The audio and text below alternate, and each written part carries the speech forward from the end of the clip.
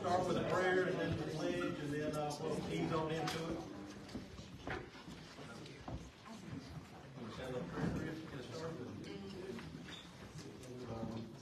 Dear Lord, we thank you so much for this day and the opportunity to gather here today. Lord, we thank you for the many people that are here. And Father, we just ask that you bless this time, bless our conversation. Give us wisdom, give us a listening spirit and a learning spirit to recognize the things that are being discussed so that we can understand what's actually happening. Lord, we just ask you to bless this time. In Jesus' name we pray. Amen. The pledge.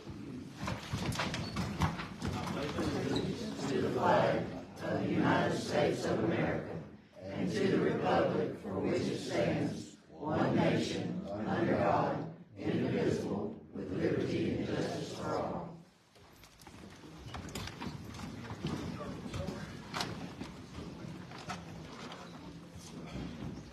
On the agenda today, we've got a solar presentation that I've showed 3 times now, for this week, 3rd time. Presentation is going to be on the bond process in the county. I'll show the new districts since the redistricting for the Board of Education and the election board, not election board, county commission district. Then we'll have the candidates each speak for 5 minutes, and then they can answer questions.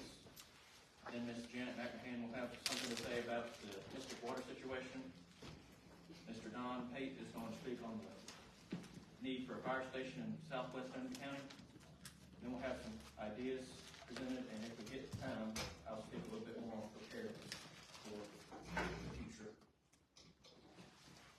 We're going to try and keep these meetings at a managed volume and try to keep things on pace so we're not pushing in people's time going back to church. So, with that, Lee, where you at? Right here. Yeah, we'll start on the solar presentation.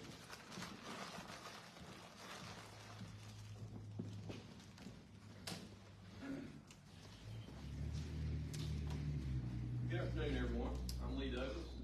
I found out I was going to be doing this about 5 minutes ago, so y'all need some grace. I don't know some of y'all. I hope I get to talk to y'all before I get out of here today, but appreciate y'all coming. And appreciate the folks willing to run for these county positions that we have. It's important that we have people willing to work for the citizens of this county. Because that's what they're elected to do. They're not elected to do what they think is best. They're elected to do what the citizens think is best. They're public service.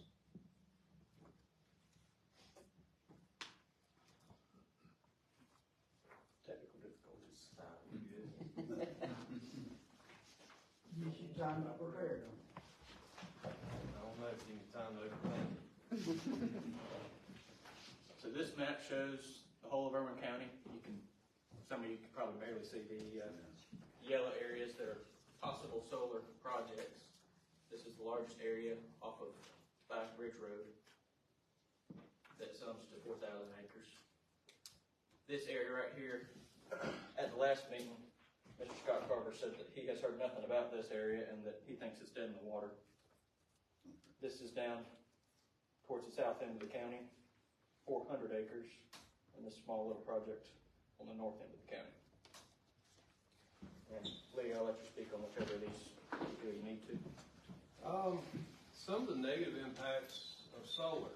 Well, the number one thing is we don't know all the negative impacts. We're going to be guinea pigs when this comes in here. Every project so far, we don't know what this holds. I've asked NextEra, we're talking about decommissioning. Decommissioning is very expensive on these projects. I know the 350 acres out around my house. I did some figuring. It's gonna be $17 to $23 million in decommissioning. Where does that come from if these companies go defunct?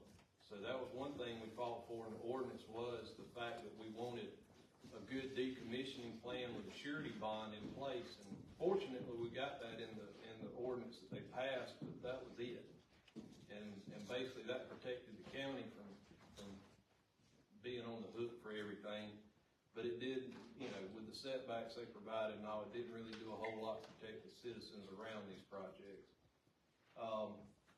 But I asked next era about the decommissioning at the open house they had, and I said, you know, she was talking about, oh, we've got plans, you know, decommission, we'll restore this land right back to the way it was before we got there. I said, how many of y'all done? She kind of paused, she said, none. I said, well, how do you know? She's like, well, you know, we've done a lot of research. I said, so you really don't know, you just got theories that you hope works out in real life. And that's basically what they've got. She said their oldest project was 15 years. They're projecting these projects to, you know, be viable from 25 to 50 years, according to how the solar panels hold up. Also, they have something called a performance ratio. I don't know if y'all ever heard about that, but I asked a rep for Pinegate what was the highest possible performance ratio for solar, and it's 80%. And that would be in the perfect situation in a dry, because humidity has negative effects on the performance of these things. It'd be in a dry climate, such as a desert somewhere with plenty of sunlight, it would be 80%. I said, well, what's the project out on the south end of the county? What's the performance ratio projected for that? He said 20%. So, you know, there's a lot of things we don't know. Noise pollution. Man, we've seen videos. It would drive you slap crazy. Just a high-pitched, constant humming. It's not necessarily loud, but, you know, cricket's not loud either. That sucker drives you bad if it gets in your house.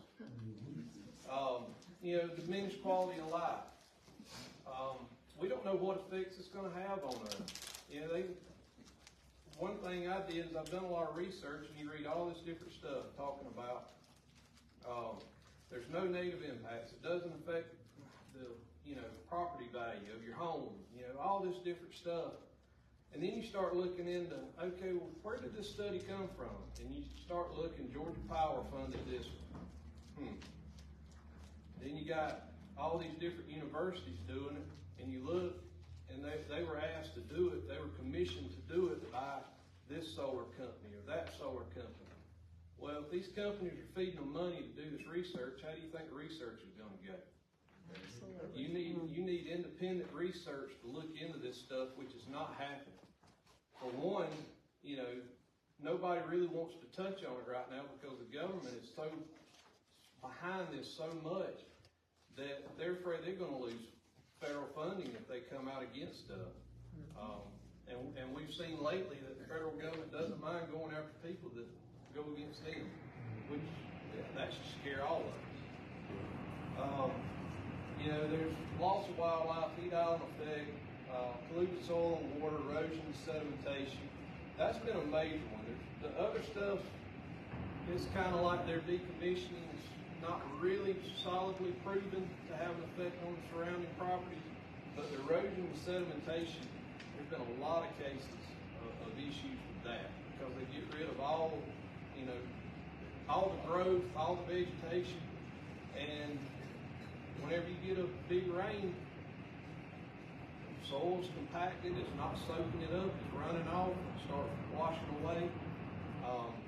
It's killing fish from the amount of sedimentation that's going into these ponds and streams.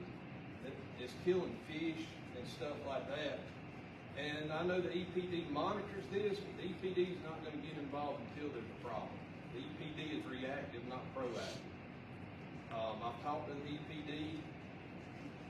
Another thing is the EPD is an arm of the government. The government's behind this. So, you know, you see the conflict there. Lower property values.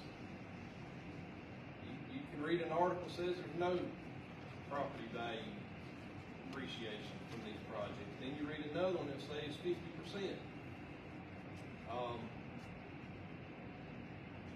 Anywhere in between there is unacceptable to me. That's right. Because my property is just as important to me as anybody else's property is to them. And their rights to do as they wish with their property ends where it affects my quality of life and my property value. And that's what our county is supposed to do, is put in place ordinances and zoning that protects everyone around it. Does that mean that some projects are not going to be viable? Yeah. Just like if I wanted to put a junkyard on my 10 acres out there at my house. I couldn't do that. Zoning doesn't allow that. So, if you hear somebody say, well, people should be able to do what they want to with their land, yeah, they can within the law. That's what zoning does. Zoning controls that. And zoning will tell you what you can and can't do with your land. You can't go dig a hole and start dumping trash out on your property. That's going to cause an issue. Battery storage. These companies say they're not going to have batteries, but they're doing research on putting batteries. So I don't know what it is, but we don't want huge lithium batteries here.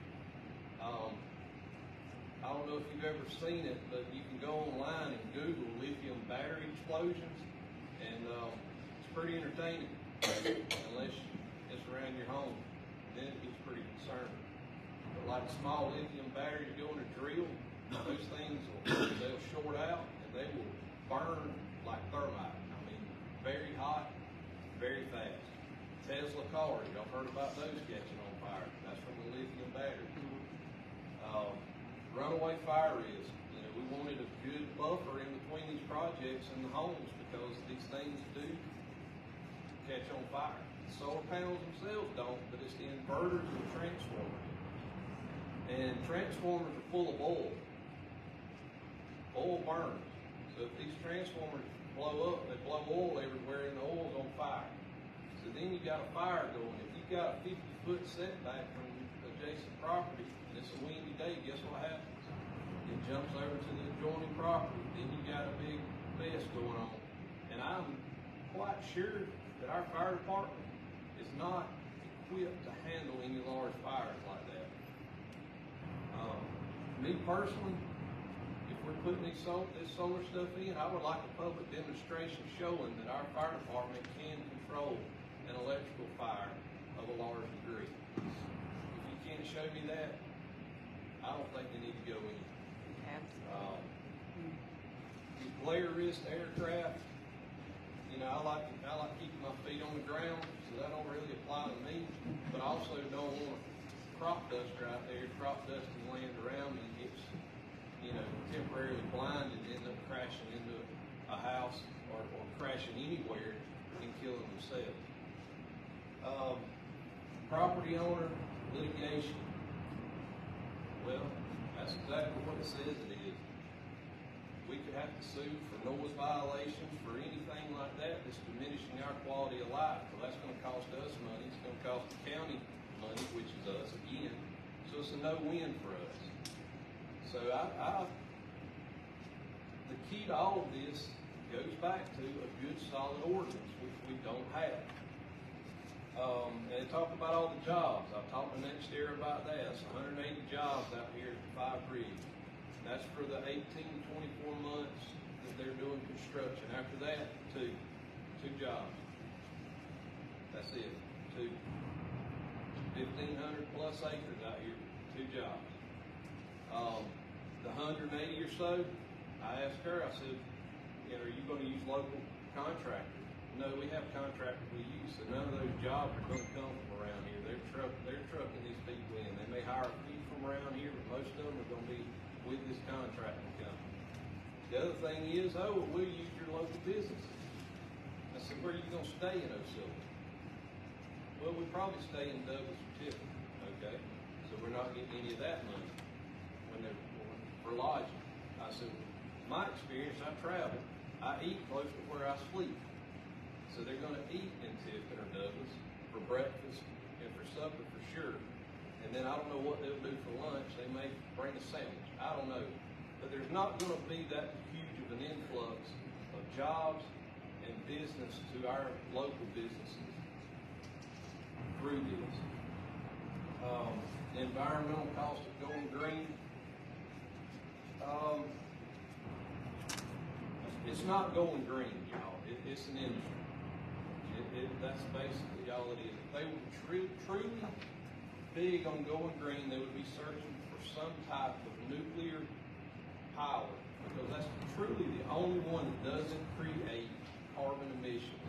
It creates carbon emissions to produce these solar panels and every component that goes with it. And anyway, one thing I've been looking at is small modular reactors, SMRs. They're small nuclear reactors that will take the place of these huge nuclear reactors.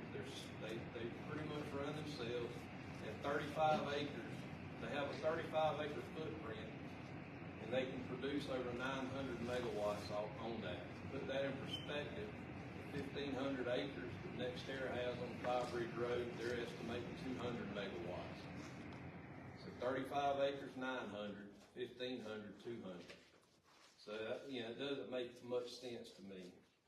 Something else to think about, farm rent. You start taking farmland out of rotation, farm rent's going up because you're going to have people wanting to rent it over the next guy. So if this guy's paying $350, the next guy say, I'll give you $400. Also, they're buying land for $7,500 an acre around here. That could drive the price of land up, and that's a double-edged sword.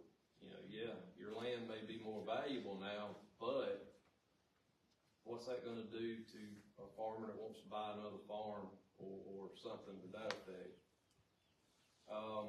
Efficiency decline starts immediately. They're anywhere from 1% to 5% per year. It's according to how, if it's in a sandy area, the sand etches the glass on these solar panels, and that reduces their efficiency even more. Heat is another thing that reduces efficiency. On a really hot day, these solar panels, you would think would be, going gangbusters because of the sun, but the heat diminishes their efficiency. And economically reliant on government subsidies. That it's not just government subsidies that they are relying on the government for. Banks don't want to finance this stuff either because there's not enough collateral there to ensure that loan. And we'll talk about in a little while where they're actually getting their money from. Pilot programs. Pilot program is sold as let me tell you what pilot means. It's pay in lieu of taxes. That means they don't pay taxes, they just make a month or a yearly payment instead of paying taxes. Right. Well, and on the ad valorem side as well. So what they would do is they would come up with a contract that says we're going to pay X amount per year for the next 25, 30 years. Well, I've been told that they do that so a county don't get used to the large amount of tax dollars up front, because all their equipment's going to depreciate out in about 5 years. So that all their tax money would be paid out early on within the first 5 or 6 years of the project. And that all sounds well and good, but let's just say at year 10, they fold.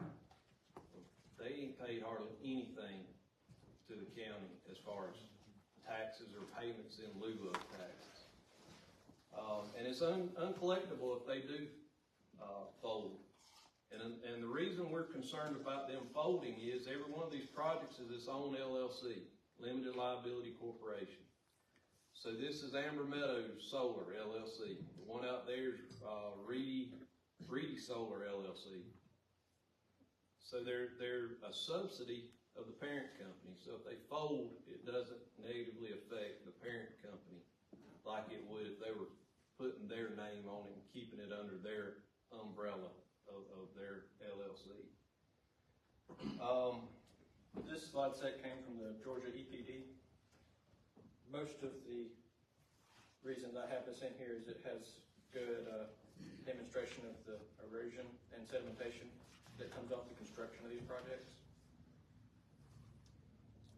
It also demonstrates in here somewhere, if I could ever find the right one, that the Environmental Protection Division really has no means to enforce any of their environmental protection. They're always reactive. It's always months after the damage has been done that they're even aware of the situation.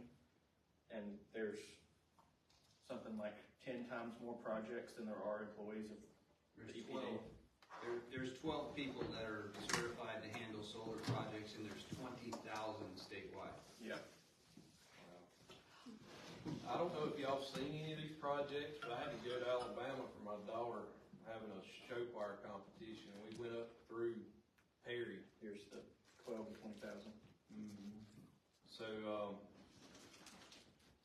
that big expanse of solar in Perry, one thing I noticed is they have electric motors on them that the solar panels follow the sun.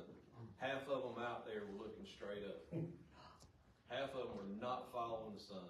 Mm-hmm. So, you know, this is my speculation, this is my opinion. This is not based in fact, but that told me that the number one goal is to get them put in.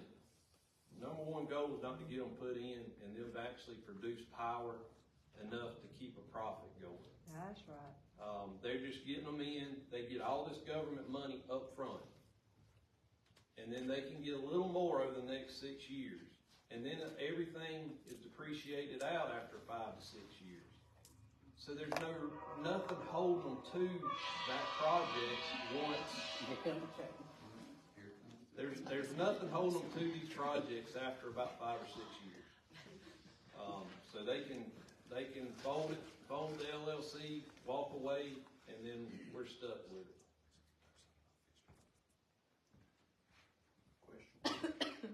Any questions? Where's all this equipment being built at? Is this American, Chinese, whatever? Well, that was one thing I wanted in the ordinance, that the solar panels had to be made in the U.S. with a certain percentage of domestically sourced parts. Correct. NextEra said that was not feasible. So that tells you all you need to know. So is there gonna say what the panels are made of, what kind of coatings are on? You know, because it says we can trust China not to put lead paint on our kids' toys. Yeah.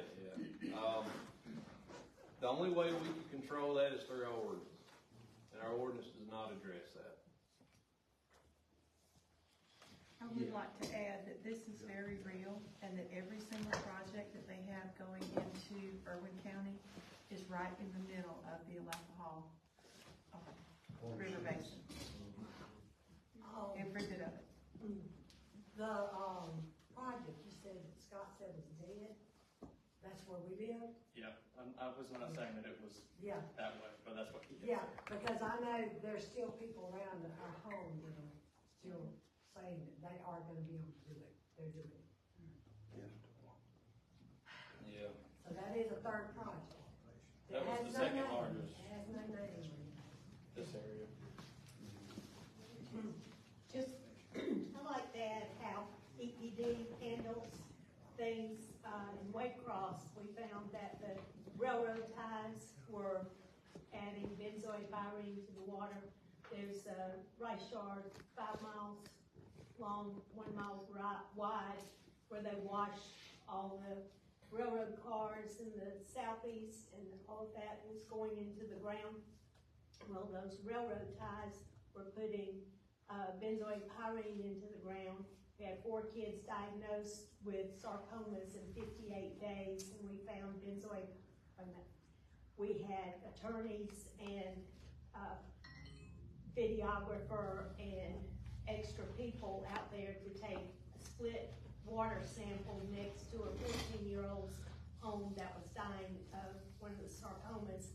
And they took the water sample, shook it up, poured it into 2 containers, and EPD sent their container to the lab at UGA. to test for benzoypyrene because I had told them it would cause all those different sarcomas. And ours was sent to a lab in Texas. Their sample came back none detected. Ours came back 13 times the maximum EPA allowable amount of benzoypyrene in the water. So since Georgia EPD had their sample with none detected, they went with that sample instead of ours. When we found that the railroad, some of you were in the railroad in here, but the railroad, they're supposed to filter the stuff they're washing out of all those cars, and they had no filters in it. They were throwing the water up in the air, but then it would just come right back down and was going into the groundwater. So Georgia EPD told them they had to put the filters in there. There was no fine, you know, we were furious, no fine at all. They just told them to do that. After the different things that we found wrong, like I told you last time, I stood on the top of a van and held a aluminum pole out with a Geiger counter at the end of it to test the radiation, because a lot of the cancers that the kids were getting, 15 cancers in 2015, could be caused by radiation. The Geiger counter was going slap crazy. We measured it, had to do the time of day, that kind of thing. That just went away. All that time, effort, and possibly getting shot off that van and all that information just went away. They were telling the railroad how to fix what they were doing wrong, but they were not doing anything to it. So that's how the Georgia EPD, those 12 people, will work with all the problems that we come up with. And something else to look into if you want to know how our government looks out for us. Look out, just Google and do some research on how the fluorination of city water came about. That's a pretty interesting thing to look into. It's horrible. It is. Just look into that and see how that came about. Any other questions? Substations. Okay, there's radiation being put out at substations that are like already within a couple of miles. Cell towers. You know, when you're already, you've got one of those on each side of you. Yeah. And then you put the panels up too. I mean, it's going to cry. I don't know. I don't know about radiation. I said at one time, you know, what we're looking at here is the great unknown. And we're gonna figure it out. If this stuff goes in, we'll see. Think about this. They're talking about these projects lasting 25 to 30 years. I graduated high school 25 years ago. I had a bag phone in my vehicle. Now I've got a supercomputer in my pocket. That's how much technology's changed in 25 years. Do you think these solar panels are going to be viable in 25 years? No. They last 5 years. Elon Musk sells them, he says it's the wrong way to go. Yeah. Yeah, he says nuclear's the way to go. So Lee, someone wanted me to ask the question about how this would affect bees pollinating for the farmers. I don't know. I've not looked into how it affects bees. I know it affects migratory birds because like geese and all will mistake these panels for water and fly into them and injure themselves. As far as bees, I don't know. I haven't seen anything where it has a negative effect on bees. Well, if cell phones affect them, don't you think that's gonna affect bees? I do know that bees can navigate to a small degree with electromagnetism off of the flowers, because the charge on the bee changes with the flower, and when they've been pollinated, the flower is a slightly different charge, so bees don't know not to go back to the same flower. So if they're navigating by electromagnetism, that's all getting put off by these solar panels. Exactly. So that's gonna throw them way off. And another thing, I talked to a gentleman I was in our Statesboro store, and he was in there getting these little 12-volt pumps that go on these sprayers, like you put in the back of your UTV or whatever. And I asked, he said he went through a lot, and I just asked him, you know, what are you doing with them? He says, I keep up solar farm. I was like, okay. He said he worked for one company, had 40-something sites. And he said, man, we spray a ton of glyphosate. He said, we spray under these things, we spray every time we go and mow, we spray glyphosate under to keep the stuff from growing up under the panels. So, you know, they're spraying herbicides. I don't know what kind of pesticides they would be spraying, if any. I'm sure they don't want ants in their electrical stuff, because I've had ants in the points on the well, and that don't mix too well. But, yeah.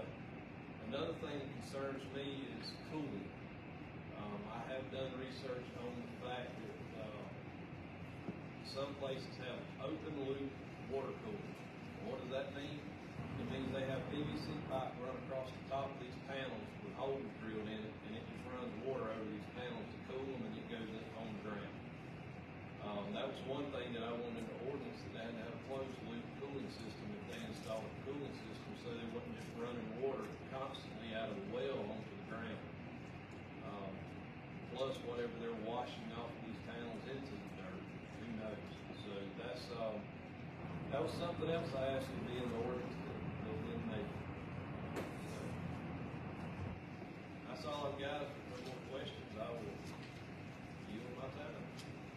Thank y'all. Thank you.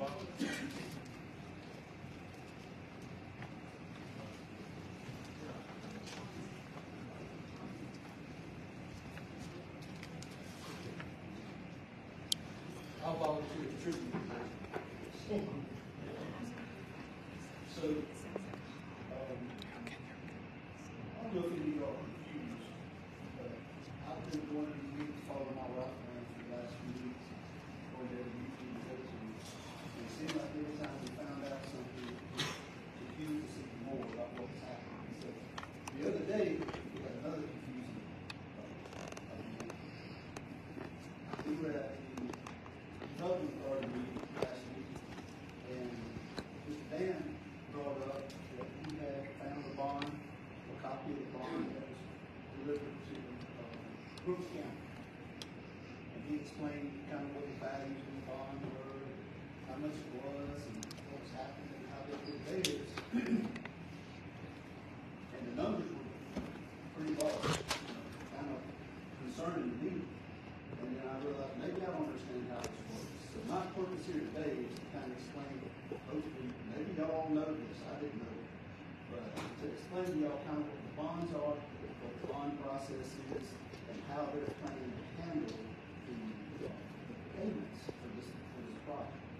I was just told that Mr. Howard, is that who? Yeah. Just was told that he was here today. He's very familiar with this process as well. So when I go through this, if there's anything that I say wrong, please correct me. And if there's anything that we need to add to it, then we can provide some information for that as well. But to give you an example, the numbers that we're talking about, if y'all pick up a copy of the minutes from the December development authority meeting,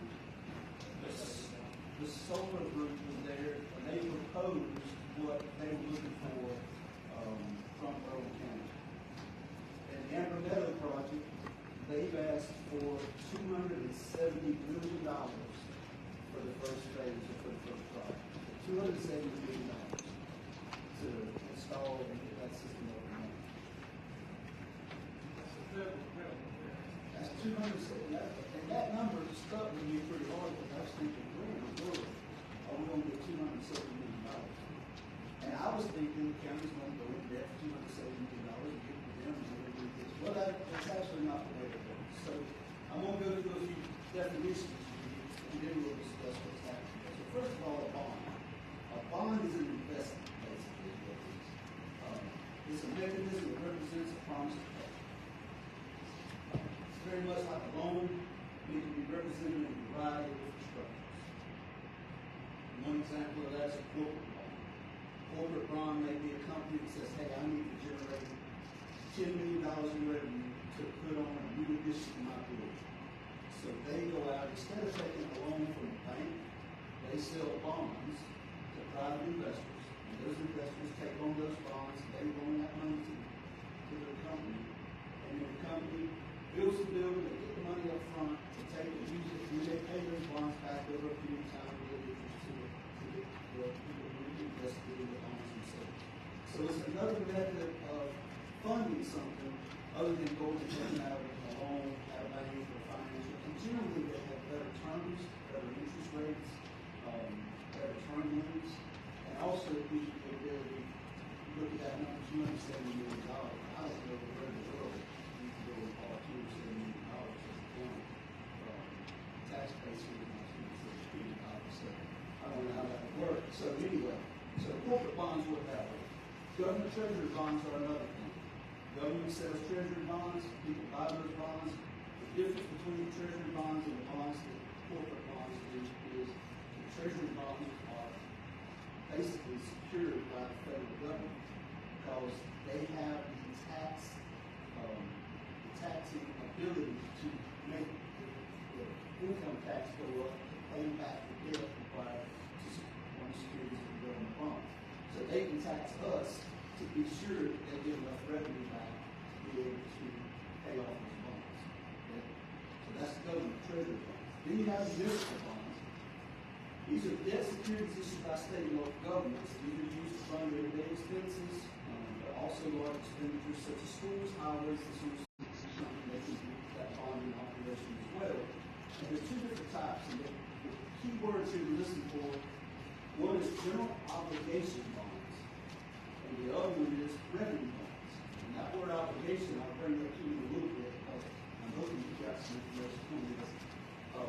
A general obligation bond is a bond that one can take out to generate revenue locally. The difference between a general obligation bond and a revenue bond is general obligation bonds can be paid back by increasing taxes. So the county can increase the tax rate of the citizens of the county to be sure to secure that bond and get that bond paid back if they have to. So it's backed by the full taxable liability of the county on the citizens of that county to guarantee this thing.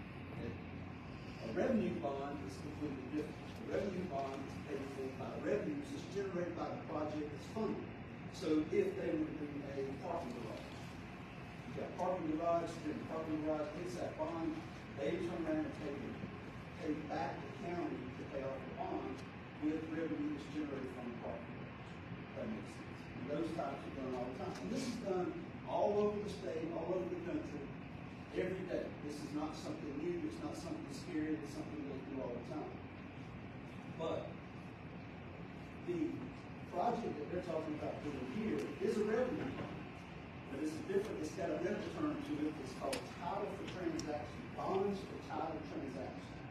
And what that is the bond is secured by the county government and is issued to the company. Whatever company it is, it could be a shoe company, it could be anything else. In this case, it could be solar. The bond is issued to the county. The county then hands it over to the company, and the company hands the county the title of the project. So the county basically owns the project. The only reason and only benefit of doing this is to allow taxes, tax benefit, property tax benefits. Because if you know anything about the county governments don't pay tax, don't pay property tax on anything they own. So by running the funding through the county, the company is not liable to pay property tax, okay? Which comes back to the term that Lee was talking about earlier, the pilot. Payment in lieu of taxes is the way that we get our money back from that project. So the revenue bond is paid back to the bondholders through the revenue generated from the solar company. The county gets their money back through the pilot program, the pilot payments. And in this case, if you looked at that document, I want to talk about these numbers just a second. If you look at the chart that they have on page, where's it at? page, there's two columns there. It says percent of taxable, then it's got tax rate, assessed value, and then down at the bottom, it's got tax at full valuation was $50,402,000. So that's over 30 years. That's the full taxable amount of the property. With the abatement or the payment in lieu of taxes, it goes to $30 million. So that's $20 million in savings from the company to be able to do this process through a pilot program. And the way the pilot program works is it's done over a period of time. So they may say 10 years, 20 years, 30 years. As an example, they may say we got $10 million or $1 million project. We're going to pay that back over 10 years. The first year you pay 10% of your tax, the next year you pay 20, next 30, next 40, and in 10 years you're paying 100% of the taxes that are owed on that property as it goes through. At the end of this project, at the end of the pilot, the bond matures, the company owns the project again. So then it goes to full taxability. It's no longer owned by the county. So at that point, all taxes, all property taxes are at the full value of what they were before the bond was issued. Is that right? That's right, but there's more to it. Yeah, I know there's more to it. So here's another thing. The bonds, general obligation bonds, as I read, were basically secured by the taxability of the citizens of the county. The revenue bonds are secured by the revenue generated from the project. So what happens if there's no revenue coming in on the project? Well, I've read a bunch of different things, and it seems like there's as many different ways for this to happen as there is people to ride it. But the one thing I saw over and over again was the county is not liable. They are the issuer. They are not liable to repay that $270 million bond, okay? But what the county would lose is the tax money that's coming off of that property over the rest of that bond, because that bond is secured for 30 years. So for 30 years, there's no payments coming in off of that bond. I don't know how the money happens, and we'll keep digging into it and see, and maybe you've got an answer for it. But from what I understood, there's two things you got to be careful of with the bonds. One, somewhere in there needs to be something mentioned in the payment schedule or in the agreement between the company and the bondholder and the county that in the event that there is a default on the project, that there is a way for the county to turn the land back into a taxable income. That's one thing that has to be written into the documents at the agreement before it's issued to the company. That's one thing. The other thing is, I lost my train of thought there. I had a way to go. Hold on. What was that? Anyway, I'll get back to it in a minute. So the concerning part, I'm going to let you talk in just a second because I think you can answer this question. The one thing that got my attention in this whole thing, and I didn't see this until this morning, I told Suzanne, I said, did you see that?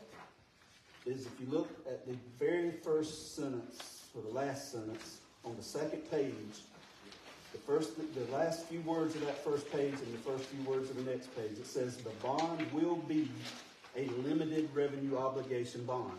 And the word obligation scared me right off the bat because that means that somebody is obligated to pay this back again. So I Google's a lot smarter than I am, limited revenue obligation bond. And it don't know what a limited obligation revenue bond is. There's nowhere those words are tied together. There's limited tax obligation bonds and limited obligation. There's no limited revenue obligation bonds. So I'm not sure exactly what that means, but the word obligation scares me because that tells me that somebody's got some liability for paying this loan back. And I'm not sure if it's the county or if it's who it is. So keep that in mind as you're looking through this documentation. So I'll let Mr. Howard come up here and answer. The actual money come from investors that buy these bonds. They do. And so they got to find investors that's willing to pay all this money, of course they get a big tax advantage.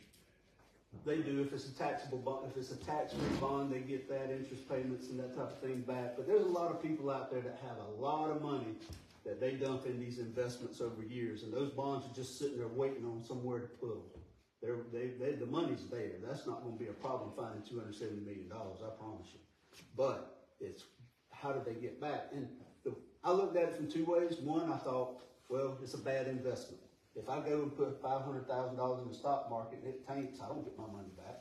It's a bad investment. So with the bonds, it is more of an investment. There's, that's the beauty of this is that it could be written off as a bad investment. But the word obligation turns it back into the fact that somebody could ask for that money back. Well, bonds, you're looking for a return and interest payment of some kind. Right. And that's paid back through the revenue of the company. So when the company is when they're generating their revenue, they're gonna basically pay back the county, the pilot program. We're gonna get our money from that. And then they pay off the bond with interest back with the remaining revenue, and then the rest of it is their profit.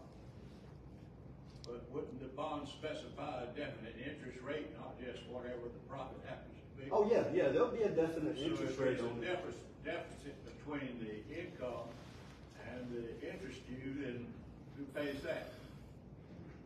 The difference between what? If the revenue from the project, their profit, doesn't cover the interest payments due to the bondholders, what makes up the difference? That's my question. That goes back to this whole thing where who's obligated to pay back that difference? Because if there's a difference, somebody's got to pay it, or either they're going to count it off as bad investments. Go ahead. Hey guys, I hope y'all can hear me. I'm always told I'm at a big mouth, so. My name's Hal Roach. I'm the former chief appraiser for Irwin County Board of Tax Assessors. I've been in and out of this business since 1978. You may have seen some of my posts on Facebook. I've constantly asked the question of Amber Meadow Solar and Next Air Energy is what is the total personal property value of this project and what tax abatements are you looking for? They will not answer that question. They have absolutely refused to answer me that question. When I left the Irwin County Tax Assessors, I retired and I stayed here in Irwin County. I stayed here because I like Irwin County. I came to Irwin County for a reason. It's a small rural county. I didn't come here to look at solar panels. And that's just the point of it. My personal belief on all this solar panel stuff is it's a scam. It's nothing more than something that's going to last as long as this current administration does. So that's my political view. Back to the assessor's view. If you look at page 3, that shows proposed ad valorem tax pro forma. And I don't know who prepared this or whatever, but I'm gonna punch some holes in this. It shows tax at full value of $50 million. And then it shows tax paid with abatement, $29 million. Well, I don't know about y'all, but I can't afford to give away $20 million. And I'm gonna say this to you, as homeowners, as farmers, as business owners, how many of you have received a tax abatement from the county withholding homestead exemption or conservation use for farmers? I can tell you, you haven't. The taxpayers of this county have paid in usually annually around $7.2 million, of which about, I think, 3.5 goes to the county itself, not the school board, not the industrial authority. So in looking at this, they're wanting these huge tax abatements. Well, if you look at the depreciation factors, this is on a personal property. This is the value of their solar panels. This is not the land. This is the value of their solar panels. They're saying off of a value of $256 million. The first year, they had to pay taxes on 95% of that. The second year, 91%. It goes down through there till year 20 when it reaches 20%, and that's where it stays till the end of the life of the property. When you're looking at this also, the county gets, out of that 29 million, they're gonna get about 47.2% of that money. That's what's gonna go to your operating budget. So, actually, well, they're gonna get about 14 million, but they're gonna give up 14 million. I look at it this way, and this is just from my view as a chief appraiser and working in the tax office. If you're gonna come to our county and ask us to buy into your business, you need to pay taxes at full rate. The farmers in this county get a tax break. They get a tax break because of a conservation use covenant. And in that covenant, they guarantee that they will use that property for agricultural purposes and not breach that. If they breach it, they have to pay back twice the tax savings per year for each year that it was under the covenant. So they have a penalty that can be accrued. There's no penalty for these folks. And you can do abatements, you can do deferments, you can do exemptions, but it's nothing more than deferment of the taxes. If they don't pay it and the county needs it, somebody else will.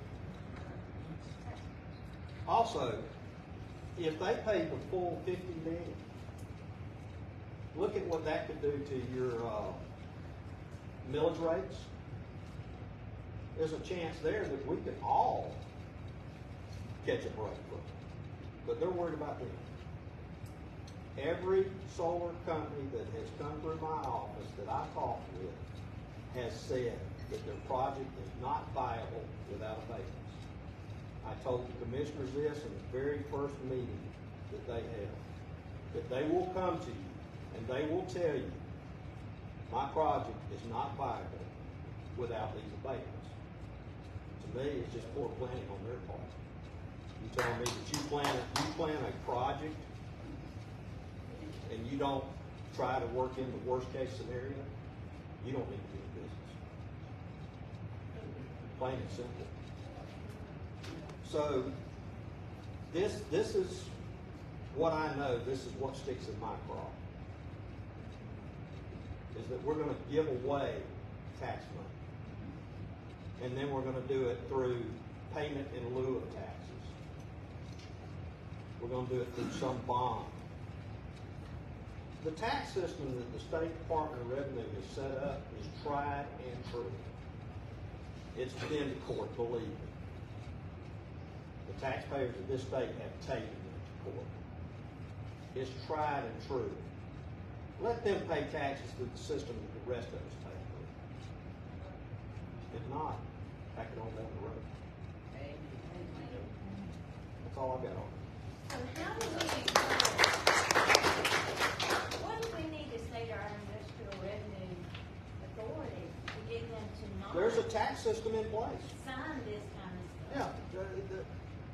The whole deal is, if it goes through the industrial authority, or the development authority, or whatever you call it, as long as it's a government entity, boom, you just made them tax exempt. They can pay whatever they want. They're tax exempt. We're the ones that will get left holding the bill on this, guys. I just had a quick question. So, two county commissioners told me to my face there would be no abatements given to these folks. So that was a flat out falsehood, because clearly it shows that. But my next question is, if that's the case, it sounds like the industrial authority actually has authority, where the zoning commission apparently did not. Is that the case? Well, the thing is you're going to place this project under the industrial authority.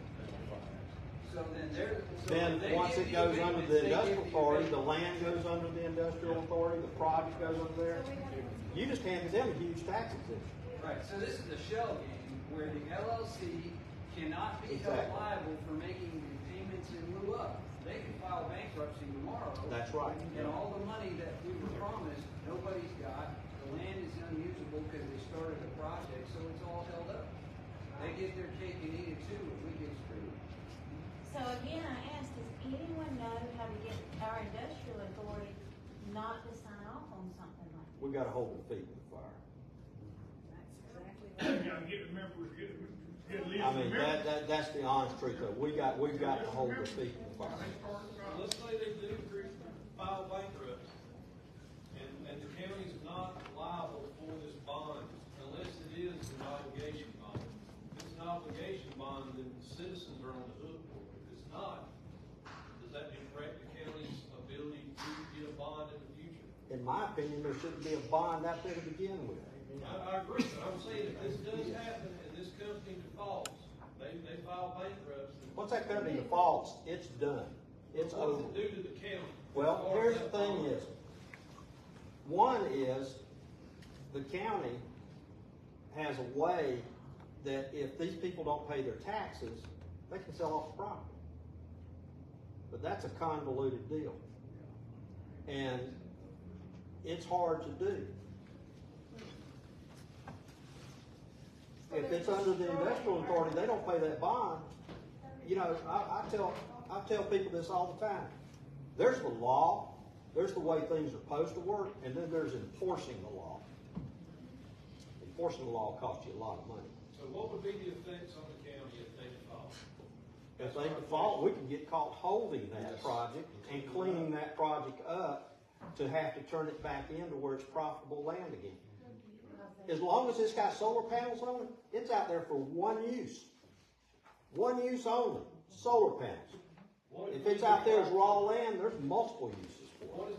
What is the effect on the county if we default on the bond? That's my question. There's two things that I read. One was your credit rating. If you had anybody else come into the county wanting to do something, a viable company that wanted to come and land here, then the fact that defaulted on your county's time could have an influence on your credit and ability to get a bond for another company at some other time. That's one. The other thing was, if you read into some of the history, I read a bunch of information on different bonds and things, and there's a bunch of them on defaulted bonds that supposedly were not liable by the county to pay back, that there was some legal issues, and they wound up having to pay back some portion of that bond that was covered by different things, taxpayer money and transfer of equipment and that type of thing. But if you got land and you got tractors and you got buildings, you can sell that. There ain't many people in the market for 200 acres of solar panels. How?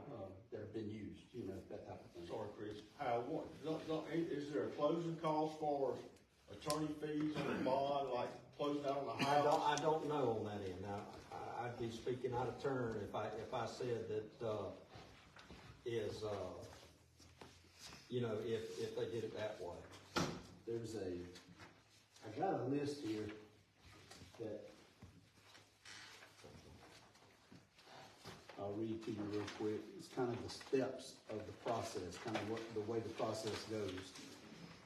The first step is the company files a request to the Development Authority for bond financing for a project. So I don't know that this is the request. This is basically, and somebody said earlier, has this been done by the Development Authority? It was proposed. I don't know where it's at in the thing. We didn't realize this until we got the minutes the other day.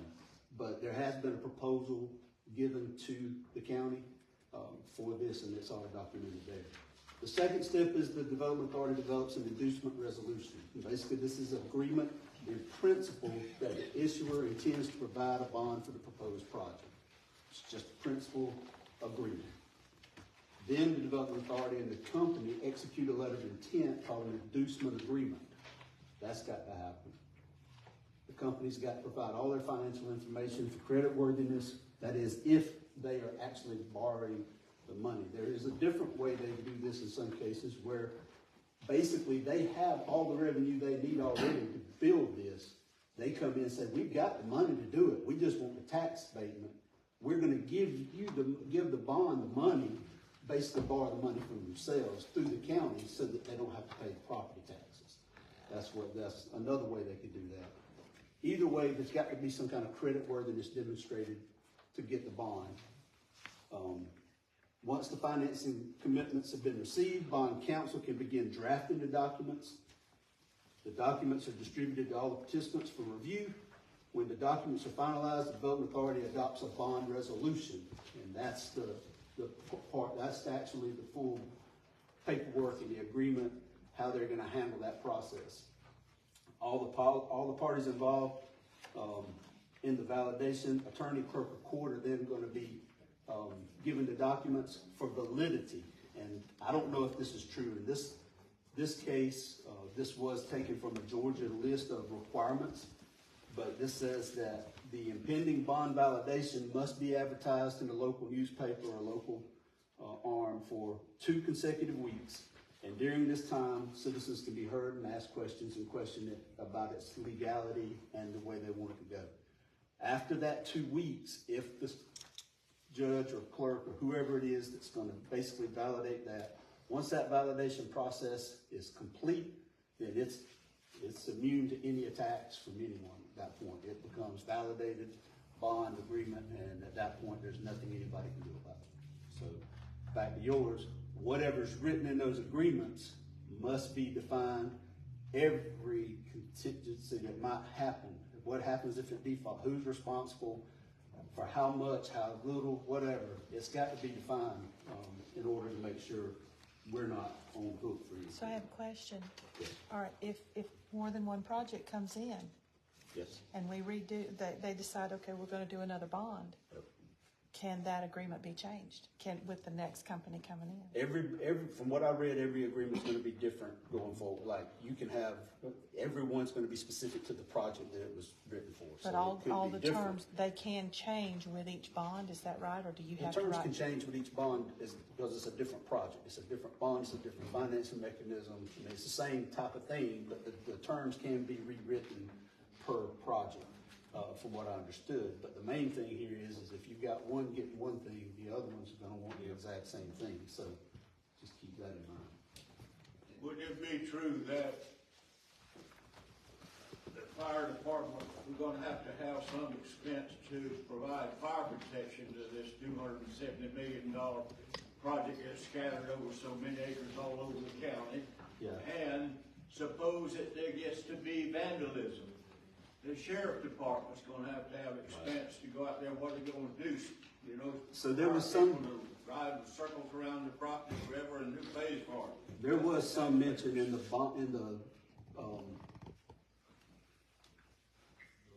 ordinance, yes, thank you. There was some mentioning in the ordinance about monies that was secured to cover the cost of additional fire information, fire equipment, fire training. I don't know if any vandalism or any of that was in there, and I don't know how much was in the ordinance for it, but Lee might can speak to that a little bit more. But I know there was some mention of it in the ordinance, very briefly, but I don't know what kind of validity it has. Like I said, I don't know who prepared this, but I'm prepared to punch some holes in it. I've been to 3 of these meetings, and I'm only hearing one side. Everything is negative. Is there any positives to this? No. I'll answer that for you. I've heard no positive, You know, if they came in. except for a few that are selling their property. Exactly, it's always good, it's always good for the guy selling, you know, or leasing. But, if they were to come in and they were to pay taxes at the full rate, the same as everybody else does, then you could possibly see, one is an increase in services, fire services, stuff like that. A lot of people say, well, why do we need to do that? The county is rated, it's a fire insurance rating. And if we have better fire services, that rating goes up and your homeowner's insurance goes down. So there's a positive to it. There's the positive part that if they paid all their taxes, that we could see a reduction in millage rates so that everybody's taxes go down. When have you ever seen that? Well, I work for a company now called GMAS, and we're the ones that's gonna come in and do the revaluation of the county. So don't shoot me if you see me out there on the property. Don.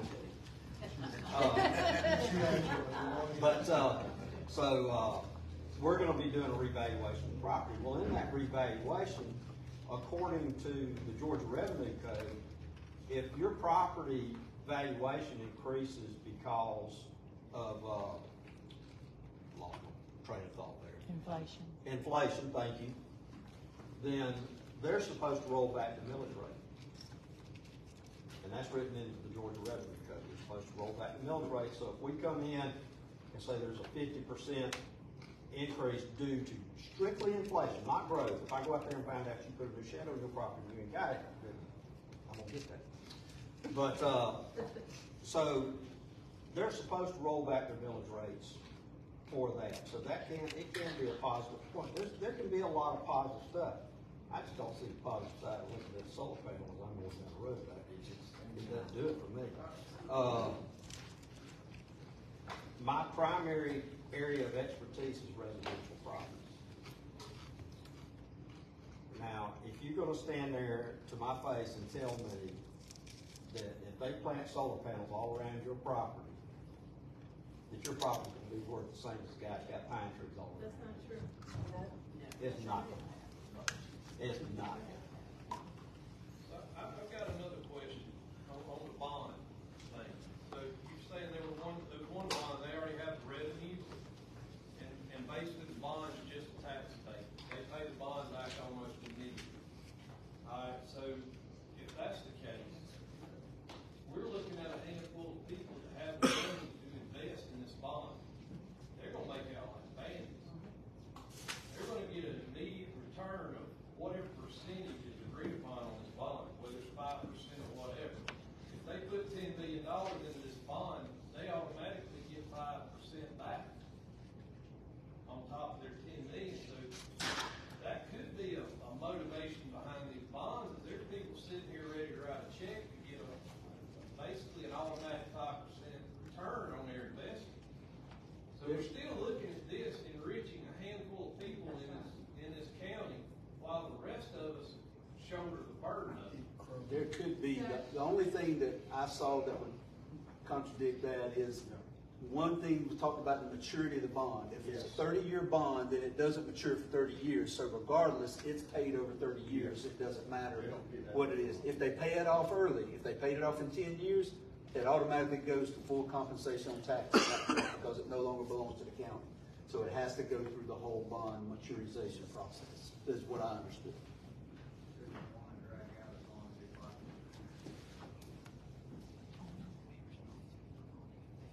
I say it's just a matter, if they don't pay it, we will. That's our rule. It's not a good situation. Do you have a question? Yeah, well, it's kind of more of a comment, because I've been fortunate to work in power generation for about 15 years on and off. And when I find discussing about this whole situation, there's all this money going to be spent, county could be unhooked for a lot of bucks for a very minimal output of power. You got $270 million for 20 megawatts. That's absolutely disgusting. The way I feel about this is this is it. The reason we're here just because this is the thing to do. Right. I'm just saying, a lot of folks who have never worked in an industry don't understand that. You're going to spend a heap of of money for a very minimal output of power. They put this under the guise of green energy. Wouldn't even stay here. Yeah. Basically affects our electric rate going up too, because to offset the cost of it. Now, there's something in this report that I want to talk about also, especially with our candidates. If you look on here, it shows you, it starts you off with a 3.15 mil tax rate, or 31.5 is what it's supposed to be. So if you got 31.5 and then they show it going up each year, I'm gonna tell you this as a candidate, you wanna get run out of office, you go start increasing that millage rate every year. Yes, that's right. They'll run you right down the road. You gotta increase that millage rate every year, see what happens. So there's a lot of speculation in this little report they put together on property taxes. I'll tell you this, and this is the way I'm gonna stand on it, and I told Scott this, I told everybody this. If they can't pay their taxes, the full taxes, I don't want them in this county. Period. You just look at the folks that's in the county now, we're having to pay our taxes. That's right. They We're come the in, ones they who should told have the to load. pay their full tax. We're the ones, the reason that this county's here today and doing everything is because of the people in this room and the families of this county that have supported this county, have paid their taxes and done. Now, we're gonna have a stranger come in and we're gonna give them a 50% tax break. Not only no, hell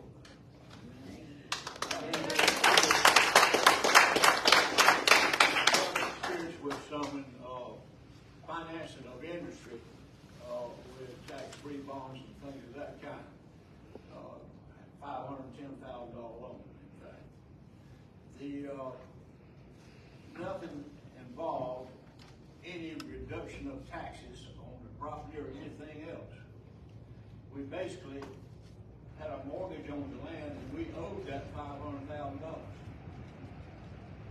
Pay it off and get the building back. But it didn't, it had nothing to do with taxes. That was a corporate bond or either just a general obligation bond? It's just, like I say, the tax system has got folks to try it first. We don't need to be convoluted. We don't need to be getting into all these bonds and paying it in lieu of taxes and putting stuff under the development authority. Let these people take it. Let them shoulder their own responsibility. Don't even let them come in. Right. I got a feeling that this is the other part of it, folks, that really scares me. We don't have the financial need to fight. That's what scares me. The financial need to fight. But if you get, Because they're gonna come gunning. I just brought my attention one thing I was going to mention to you, and I hadn't thought about this, and after reading through this whole thing about the bond issue and transfer of title and transaction, bond for title transaction and all that, there's some of the wording in the ordinance about the maintenance and things that are required on the property of the solar panel. Use the word owner. The owner is responsible for. The owner is responsible for. The owner is responsible for different things. Question was asked to me is, who's the owner?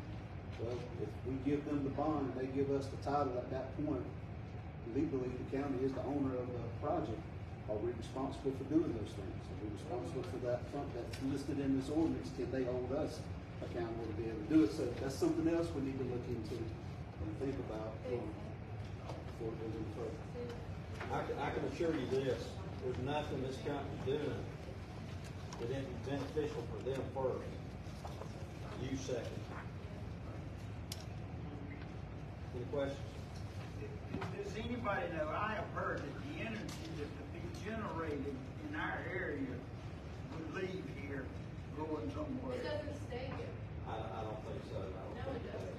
It goes Especially to them being part of Florida supplier. Power and Light. So. Whoever decides to contract with the supplier, I mean, if you could go to Duke Energy, it could go to a whole lot of different places.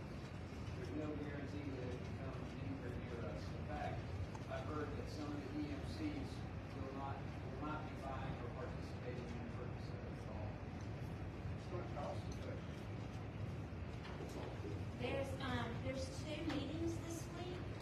One is our county commissioners meeting Monday evening, beginning at 5:30.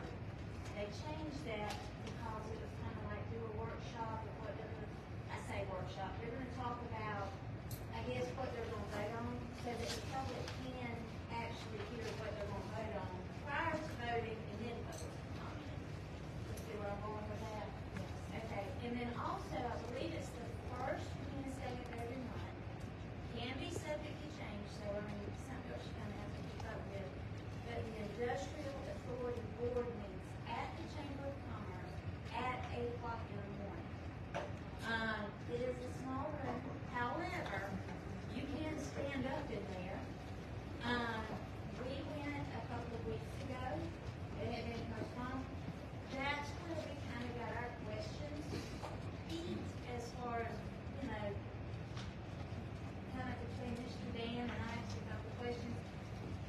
What is it? And then the minutes were pulled and on the whole, a presentation had been made, which is what you have in your hands. But it's the first time I don't know about y'all, but I had actually seen some numbers on paper that I could begin to wrap my head around. And that was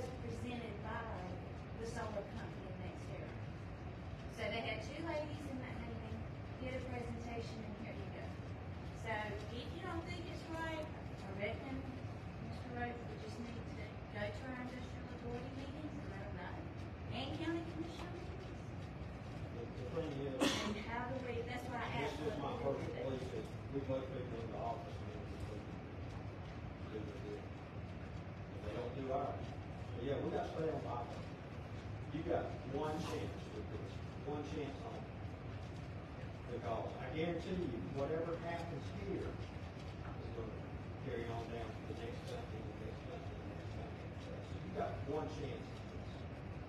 If you agree with it, disagree with it, you want some changes, you've got one chance. And that's it. Because once they start going in place, it's over. You're talking about affect the whole county. Affect the whole county.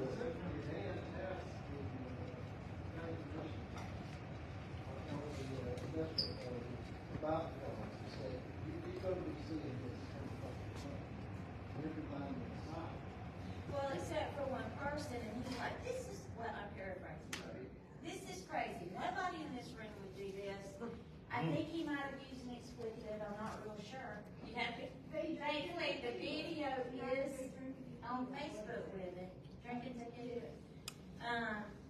Yeah, all of them. All of them knew, well, I say all of them, because some have rotated off, but the ones that were in the room that were present at this meeting, they knew that the solar company had been there in December. And said not one word, and we were just like, that flew all over me. That, I kind of lost it whenever I found this out. Because I felt undermined. You know what I mean? It would not have taken anything for them to have said, by the way, in December, you know, the solar company was here and made a presentation. That's all that had to be said. But instead, it is just one thing after another at this point. And it's my understanding that for these people to be on these boards in the county, they have to be recommended by a commissioner. Is that the way they end up being on these various boards? There are the bylaws that I have, I've been made a board. Recently, I saw something that suggested or said that, and I don't know where it was, I can't, but something about there were two new people added to the industrial authority that were voted in at large. Yes. So, Rodney Miller and Kendall Evans. The mayor and the county commissioner appoints industrial park. The mayor's got so many votes and the county commissioner's got so many votes. So many people. And you know, Rodney Miller's the one that spoke up in the meeting talking about how nice the panels looked up and down the roadways. They're all him too. well, all I know is election time is coming. That's right. And when we get our new officials elected, be looking for some of you to recognize your responsibilities, whether you're elected or not. I'm speaking to myself too, whomever. If we're called on to become a member of a board, represent, we need to be willing to do that. Absolutely. Just make a difference. That's right on task for the next part of the agenda. We're about to have the candidates come up and speak. Quickly here, if y'all can all see this, this is the county commission districts. This is the new ones that they just changed them. I actually noticed a few days ago that they actually have updated them on the website after the last meeting. But these two right here, District 1 and 3, are both up for re-election. That's Jimmy Mobley and Alvin Tyson. Chris Paul and Don Hickey are not up for re-election. And this is just for reference here. I'll give the candidates their 5 minutes. I believe we have 3 candidates here. And none of them are incumbents. Who would like to go first? Have their 5 minutes.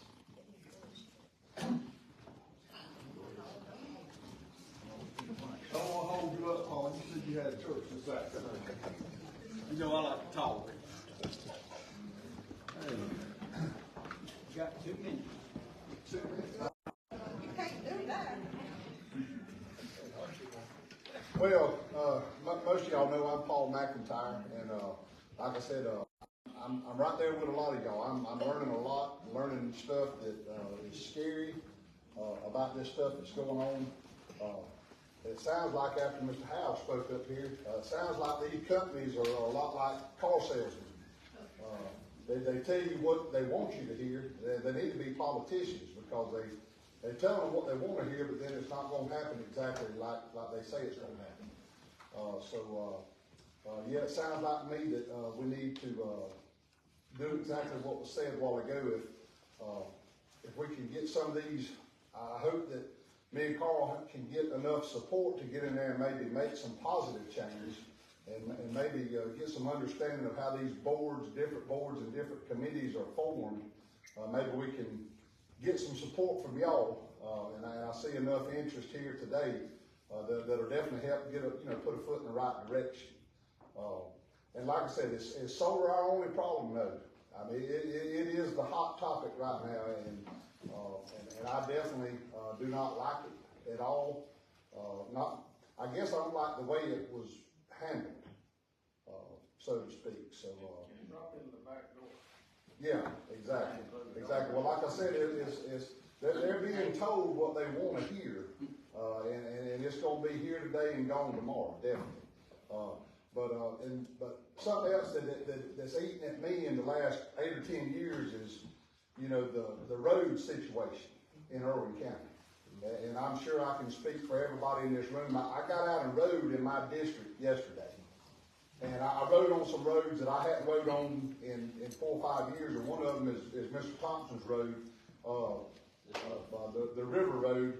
There's actually, I about ran over a fisherman in the middle of the highway. I mean that exaggerative, but what I'm saying is there was a hole bigger than this, twice as big as this podium right here, that's that deep, and it was slap full of water. And I mean that's going to damage vehicles, and then I go back and I think the last 4 years, I know our commissioners have done a lot, have made some production, they have done some good things in the last 4 years for our county. But one of the things that Scott, said that he just harped on, that he was going to improve our roads. Out in our district, I ain't seen one county road that's been improved. And I don't know about the other districts. The dirt roads, Lord have mercy. I've seen places where pipes were removed, were destroyed by the road scrapers, and then according to the county commissioner in certain districts, we'll come back out there and fix the pipes. Well, that's been 2-3 years down the road, and they're still in the same shape they was in then. So, but like I said, I've been lived in Irvinville for 52 years, and I've seen, as most of y'all have, I've seen the situations just get worse in our communities and in our county. And I'm just hoping that I can be part of the positive impact for our community and for our county. And has anybody got any questions?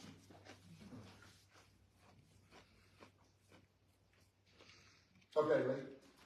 What would be your avenue to get feedback from your constituents? Anybody can have my cell phone number. And an email, and I can be contacted by either one. So. Which is your district, Eric? District 1. Yeah. And I'll go ahead and say this. I was approached by a fellow yesterday, and I can't remember exactly what he asked me, but I told him, I said, listen, what it boiled down to was, I said, decisions that are made, I said, every decision I make, am I going to please everybody? No. But I said, I'll promise you this. If I vote to agree with something, if I vote on on a ordinance, if I vote yes, I'll be able to explain to you why I voted yes, or I'll be able to explain to you why I voted no. Now, one way or the other, if I vote yes, you might agree, you might disagree, but what I'm saying is, we may not agree on it, but you're going to know why I voted the way I voted. And I'm not just going to go along with somebody just because that's what they say we need to do. I'm going to do the research and try to understand it the best I can before I vote on a certain situation. So. Anything else? Would you respond to your text messages I and your will do, I emails? will do my very best. Yes, ma'am. Yes, ma'am, I will.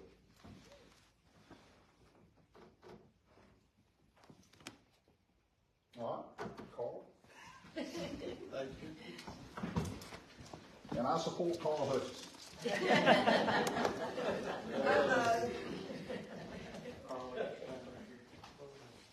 Okay, I'll try not to look at that, but anyway, good evening. Some of you do know me, but for those that don't, I'm Carl Hutchison, and I am running for chairman of the county commission. And I want to thank Lee Douglas for dragging me to my first county commission meeting back in March. Just took one county commission meeting, then the next one, then another, and another, then workshops. I had not missed a county commission meeting, only December. I've been attended every one, including workshop meetings. You know, I've been asked, because I don't do a very good job talking about who Carl is, but I have been asked by several friends that something I miss out is kind of letting people know who I am. What do? I have a real job. I work for Trailhead Media. I serve as their assistant director of real estate. I oversee about 4 real estate managers. We have a footprint of about 9 to 10 states. From North Carolina to Mississippi, New Orleans, not New Orleans, but Louisiana, up to Kentucky. So I stay pretty busy on the phone talking about sports, mostly related to billboards. That's what I do.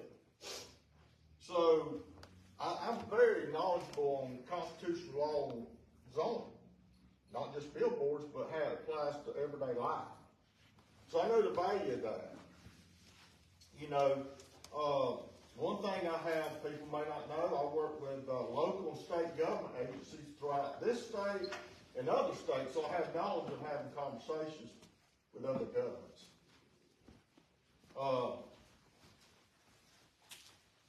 Also, I do have county managers, mayors, city councils, zoning boards. To be honest with you, I wish I'd prefer to be in front of a zoning board right now because I'm a lot more calm because that's my home. But here's a little different. I'm talking politics. But I have that conversation with many government agencies. I've been into most of all, never kept up with it, but I've been in most of the local city governments in the state of Georgia. I've been either in their office or on the phone with them. And you know, one thing I learned through that, it dawned on me till I got involved with Irwin County. Those offices are the doormat of welcoming you in their community. And you can usually gauge how a community is run by walking into the county office or city. You can get the vibe.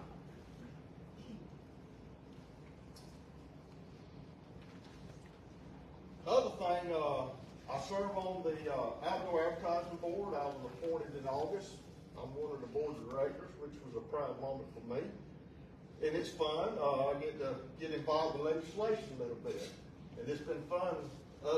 On Friday, I was on the conference call with several board members looking at this legislation that was dated. It's, you know, you've heard about every state trying to do tort reform. Well, they had a tort reform coming through. This thing was dated about 3 weeks ago. Last week it came alive, like out of nowhere. So we were, and this tort reform regulated outdoor advertising for law. And it would be devastating for our industry. Plus, here we go again. Violates the Constitution, controlling what people can do on a billboard. Looks like we kind of won that on Friday afternoon, but it's still in progress. You know, I've also served on, you know, like the example of the citizen committee that we had back for Lee and other members, I've actually been invited on multiple city and counties throughout this state to serve on their committees, helping them with their own sign ordinance. Tipton for one, Albany. So the industry knows me, knows I'm a fair guy. It ain't about taking all the time, it's about sharing, not taking. So I don't mind going in and helping cities and counties make the ordinance constitutional, but works for both industry and the citizens of that community.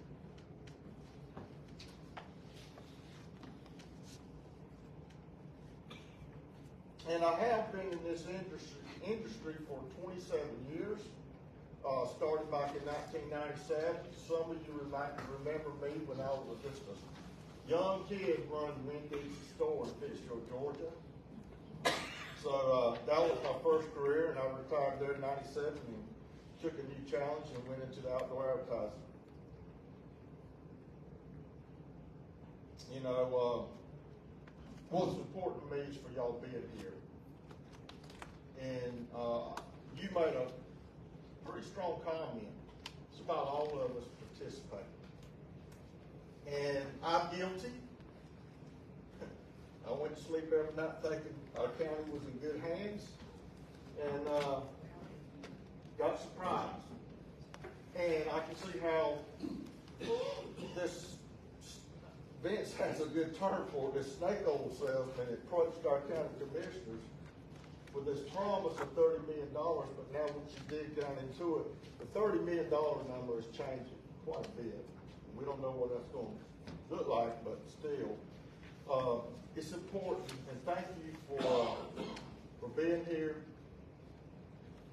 And hope you vote for me on May 21st. I appreciate it. Tell your friends and neighbors.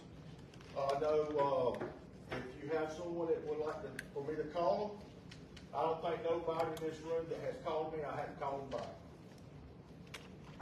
So I'm always open and available. Any questions? How did they? Another 5 minutes. Sorry, I rambled a little bit. Honestly, I said this to the previous meeting. I have a lot more to lose than gain from this. I'm not doing it to gain nothing. I'm really like Paul. We're working people, paying taxes. I have some ideals I think might work for the county. I don't mind sharing this with you.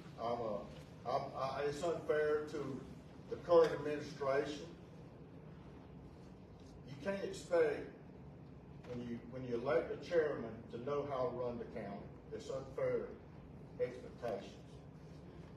It's unfair for me. I don't know how to run a county. I tell you all day long about billboards, but my thoughts are, let's turn it over to a professional.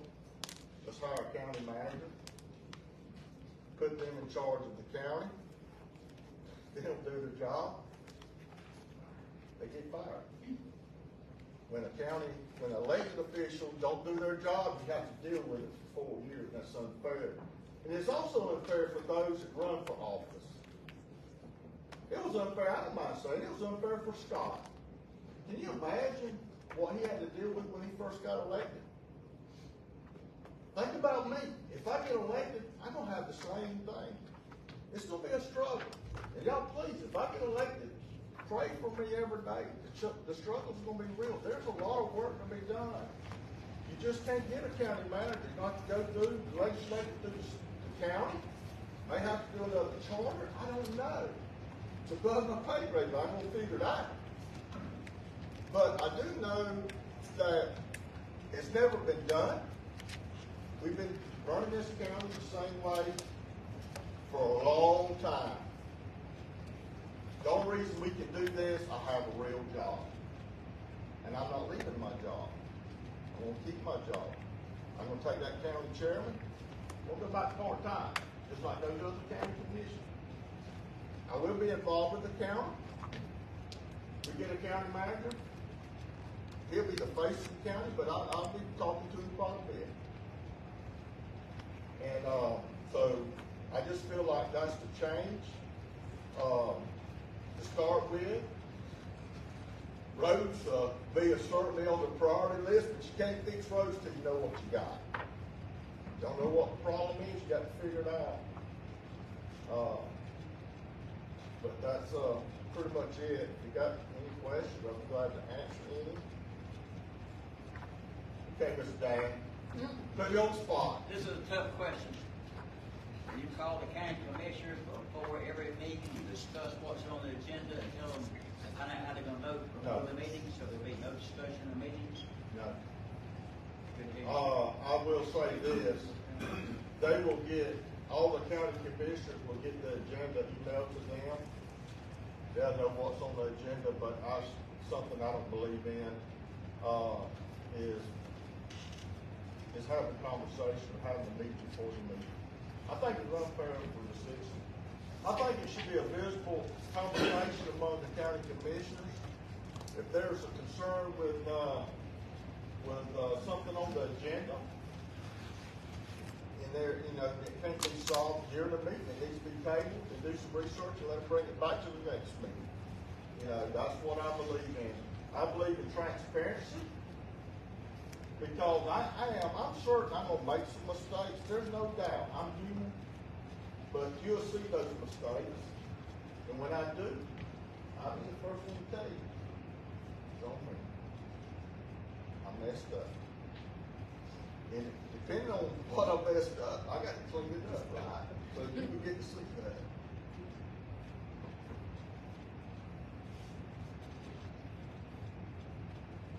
Anything else? Y'all been too nice to me. I don't have a question, but I just want to thank you for running. And I want to say Carl, not Carter. Well,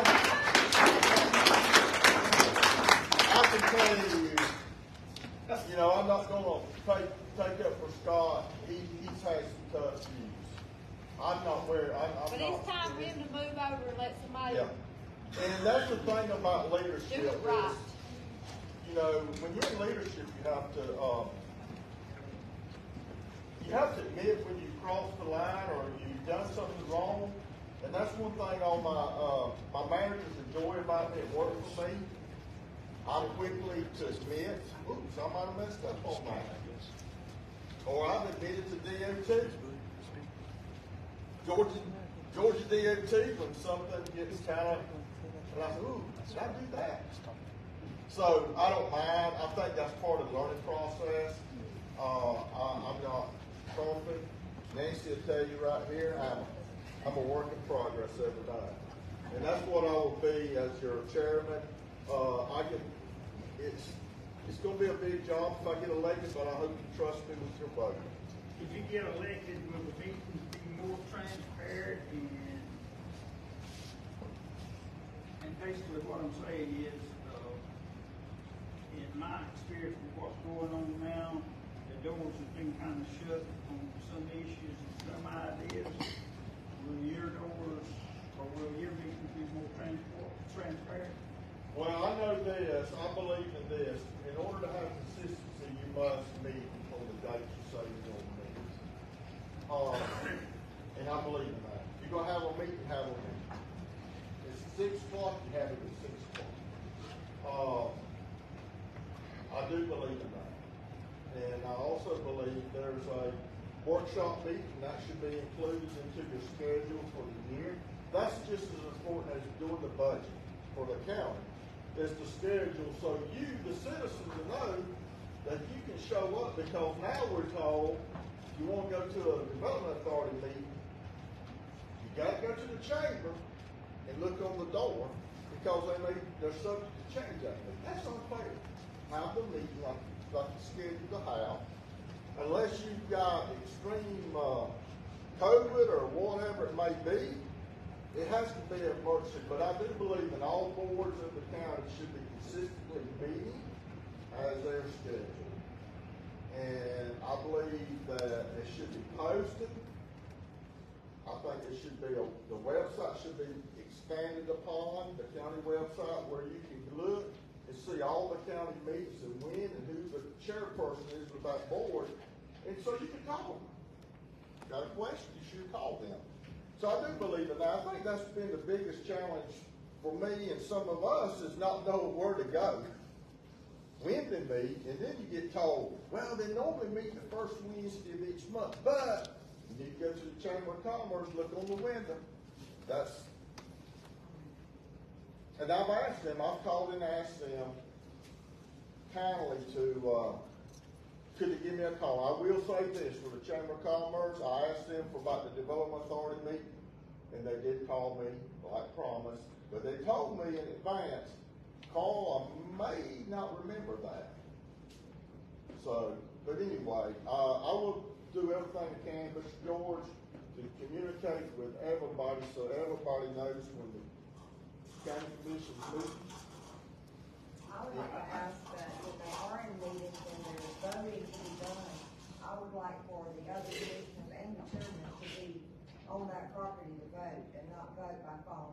Yep, and you know what, good point is, we went to the training offered right here, and that lady here made a reference. I knew it was gray line, but they're not supposed to take a vote over the phone. Oh, that's just ridiculous. Yeah, it is. If they can't be there to do the job, they need to let somebody else have that position. Well, I can tell you this, if they can't be there in person, their vote don't count. You know, they don't get counted. And it should be, that should be. That's a small thing, but. No, it's a big thing. Not only what, I mean, it was a real important meeting. That was probably one of the important county commission meetings that they believed in this ordinance so much, everybody should have been present, really should have. It was a very big deal for the county, and, it didn't look favorable on those that decided they couldn't be there. I don't know why. I heard that some was on vacation. One had to transport, a deceased person, so I don't know the deal, but it's just funny how all year everybody's there and it's queued up, you know, everything is going good, but then this meeting happens, yeah, you know, they're on vacation. They need to change the vote to vote another time. I agree, and I did ask why didn't he just move that date, if it was that important, change the date for that meeting so everybody could be present. But I will do my best. And I think I'm gonna get overwhelmed if I'm elected. I'm gonna be honest, I might give you no, just kidding, but I know I've told you I'd call you back. I don't know, but I will do my best. I may be overwhelmed a little bit initially, but I have a policy in what I do for Trailhead, and I instill this in my team. You return your phone calls by the end of the day. I believe in that. And if they don't, I'm not a nice guy. Because Nancy's heard me calling the landowner, 7 o'clock at night? Christmas weekend, I was dealing with a very important landowner up in Kentucky. Took the call on Saturday morning. So I believe I work just as hard for this county as I would do for my company. And you won't have any problem posting the meeting dates in those little stars? No. I believe in transparency because I don't want to have the meetings I've been part of. And that means all the meetings that the county has a part in. I believe it. And I tell you this, I go to this and say this. I got to look into it because I might be speaking out of turn, but I do believe in every board that has a meeting from the zoning board to the tax assessment board. If they are having a meeting, I would encourage them to post their minutes in the Osceola Star. I believe it. I learned something from who knows Murphy Rogers? Have you heard of Murphy Rogers? He was one of my heroes. I scouted for a long time. But I learned Murphy Rogers, one of the great scoutmasters of Irwin County.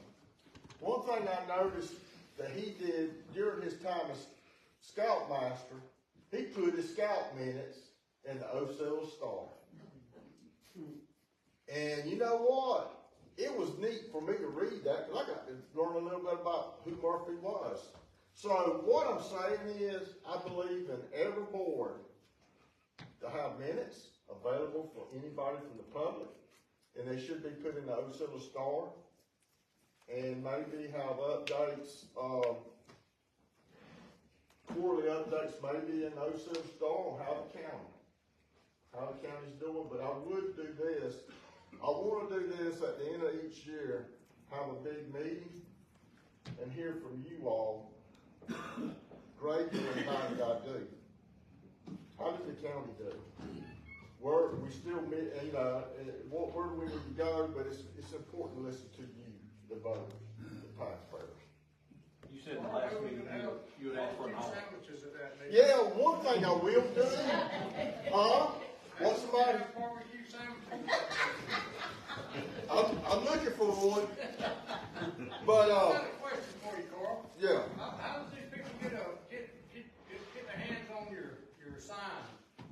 When they see me, and I'll try to get them, I may be running a little low today, but get with me. I got whatever I got. I'd be glad to hand them out. I know I promised, I know you got some, Paul, and you needed to cut a few, but yes, just meet me after meeting and I'll be glad to. But one thing that did get brought up, and I said this at the last forum, I believe in solving problems. And I don't know what the problems we got here, but one thing I would want to do is get an audit done in the county of the finances. I want to know where we at, because one thing I keep hearing is, and you will be told this by other people, is we're broke and we can't afford a county manager. Now, one thing I will say, I'm giving up. I don't know what the county manager the chairman of the county commission, I may be speculating, but someone said $57,000. I don't know for sure, but $50,000 of it will go back into a kitty to hire. You won't get a county manager for that, but at least it's a down payment for one. So I would take the reduction in whatever the going pay scale, I'd say, for a chairman, a part-time chairman of the county commission. I got one more. Yes, sir. Oh, T-Splosh. Uh-huh. Hal might be a good one to talk about it. That was not in my wheelhouse. Well, I can tell you, that T-Splosh, I know a little bit about it. I'm learning. T-Splosh, the county gets some of that. It's a 1% sales tax that us, Irwin County, I think Tifton, Valdosta, Barron County, and Waycross. I think I have that. It's the district. So that money goes into a pool because we're rural. We get a little bit more. We're entitled for a little bit more. Waycross and Valdosta may not be happy with that, but that's just the way it is. So just the numbers, we're looking at 45 to 55,000 a month, somewhere that's we get for that. And it really really pretty cool because I say cool. It's got a lot of flexibility to it. You can use it for if I'm understood it correctly, you could use it for buying equipment, going into the payroll. You can use it to supplement the road superintendent. That's my understanding, but it's not really a lot of restrictions on the use of that, as long as it's with the transportation of the county. You couldn't take and try to fund the county side of the administrative. It's got to be earmarked for the transportation of the county. Did I do good? Yeah, but the school board and Irwin County, and the citizens of Irwin County controls it. They say where it's supposed to be spent, but now, the vote on it now is the school board is wanting to take their portion of it, over 2.2 or 3 million. They're wanting to take their portion of it and do what they want to do rather than help the county, which they're involved in the county as well. But the most important thing, we all in one, or we, united we fall. I mean, united we won, or whatever that says. William, I'll tell you this, that's a good comment, but it's actually a double-edged sword because here's the deal. It's kind of like we're held as hostage. That's right. If we cut that splosh out, that E-splosh out, guess what they're going to do? They'll roll up our taxes. So the argument now is, this is helping your property taxes by us doing this. I personally believe it's time to change out some board members. You know, and that's how you have to do it, just like we're doing here through our county commission. It needs to go up to the board of education, because that's who's running everything. Hold people accountable. I tell you, I think their budget's so big that they're like the federal government. They just figure out things to do to spend the money. Well, you know how it is, when they gonna spend your money, we can spend it for anything, but when you spend my money, it's gonna be a little different. Well, you know? the concern I have, and I shouldn't say this, so if anybody takes this outside this meeting, I just don't, you know, It's being recorded, right? Oh.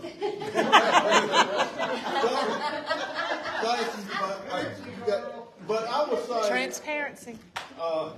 Transparency, let's start right now. Well, you know. You better ask Nancy if you can say it. I just believe that, you know, on the board of education with the, I think the payroll is excessive on the administrative side on the board of education. 93% above national average. I think that's where the problem needs to work at, is start there. I do believe that, but that's, I'll be transparent, sorry, Becky. But, You just told the truth. yeah, if I go missing y'all, I've been a hit on me, but I will say this, I believe the only way to fix that problem is through elections. Because if we vote down, I hate to say this, if we vote down the East Blanche, there's a chance that they're gonna just come back and say, well, took that away from us, let's go up on the taxes. So we would lose either way, but at least with the sales tax, everybody's contributing, although we don't like how they're spending it. That's the problem. So, I think through elections, and I think the board's been getting off free. We need to maybe start going to some board meetings. You know, I think that might be the next thing. What do you think about electing the superintendent of education? You know, used to they did that 5 years ago. I think I tend to agree with that, Susie. You know, it's going back when I'm telling you we need to hire a county manager and then fire him. You know, if he doesn't do the job. I think what happens with the board of education, it gets about entitlement. I wouldn't say the word entitlement, but it appears to be people. You know who the next superintendent usually going to be. You know, they're groomed, and they're going to serve and get their salary, and then they retire. And so I do think that the parents need to wake up. We need to engage those parents and get them up to these board meetings. We need to get them so many up there to move the board. Have y'all noticed how the county commission is now? County commission used to be down in a little old building with about 6 chairs. Now they got to have it at the courthouse. Hey, it is coming. How many members are on this?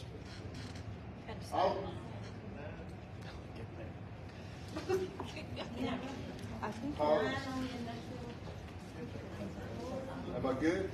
How about We're getting a little in the weeds. I got a few more topics to cover before people have to leave. Will, you want to have your five? Sorry. No problem. Oh, my name is, yeah.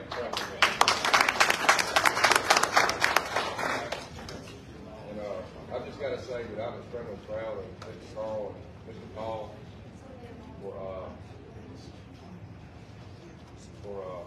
just standing up for us and standing up for the county. And, I just start out by saying my name's William Roberts.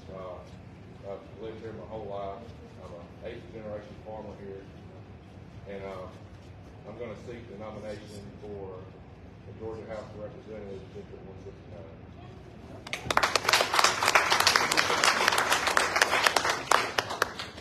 And just to add on that, I mean, it's just not a coincidence to me that we see all these issues come up in our county, and, you know, solar, like I said at one meeting, it's just the tip of the iceberg. Like, there are many things that, there are just some issues not being addressed, and, I find it very disconcerting that through this whole process, there's not been a single legislator, even pay us the attention or the time of day, or give us the protection through legislation from stuff like this. So now we're sitting here with a $250 million project right around our house, just one of them, and we've got 7,500 acres, so we've got 5,000 more acres going in right after that. And I just think there's no protection to, Lord forbid, a farmer, a homeowner, taxpayer, anybody. And it's coming to the other counties that's in this district as well. Turner County, Tift County, parts of Coffee County, the entirety of Irwin County's in it. And it was really hard for me to make this decision. I prayed about it, came to a decision yesterday, and I just think it's really scary for this to come not only to us, but the surrounding counties. It'll definitely affect our quality of life here to a large margin. And like I say, these bonds, I just don't see any protection to the taxpayers or the county in here at all. And they leave it vague for a reason. And our current incumbent sits on the Ag Committee up there, and I would like to see some things done there because we're getting 1970 prices for our crops for 2024 inputs. How do you do that? I don't know how it's happening. I believe we have the most sustainable agriculture on the planet in our country, and most importantly in our state. And I think there's a lot that needs to be addressed in Atlanta to just our little community and our little problems that we have here. And I look forward to possibly getting y'all's vote, y'all's support, but most importantly, please just pray for me during this. I'll be going to Atlanta, and I'll be filing for qualifications tomorrow at 9 a.m. So just thank y'all for that.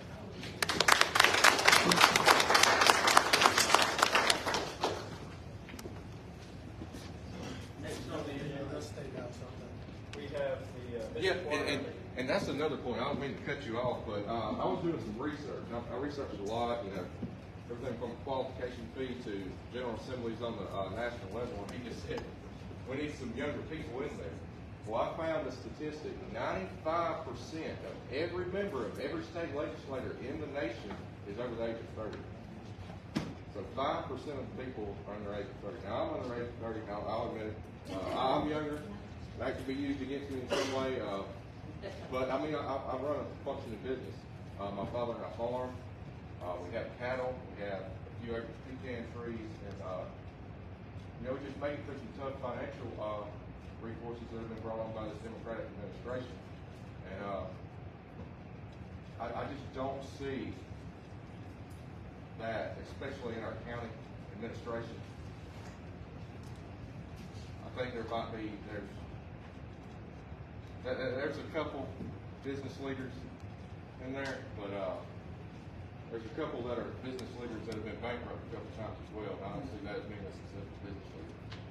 So I think we need a business-minded individual, just like, I'm not going to put myself wrong, but we need a business-minded individual going into office up there, and somebody that's not politically correct, somebody that believes in our Christian values.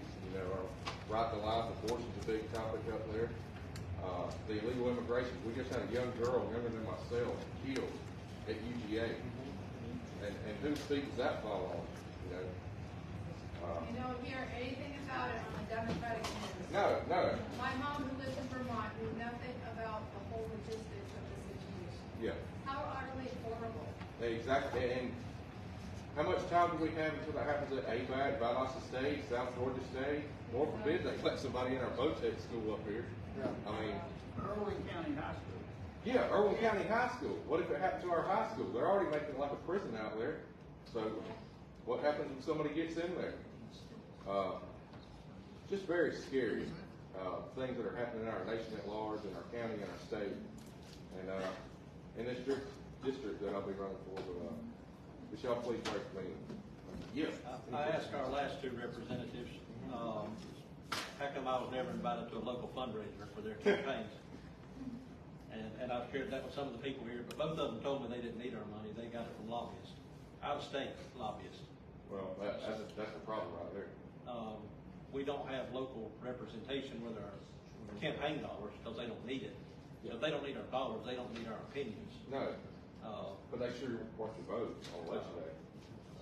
I know I don't have to ask, but will you commit to? Yeah, I want a fully grassroots campaign. I mean, I don't want to beg for money and shake a can on the side of the road, but I mean, I don't want to accept money from people that I just don't think have our best interests at heart. LGBTQ.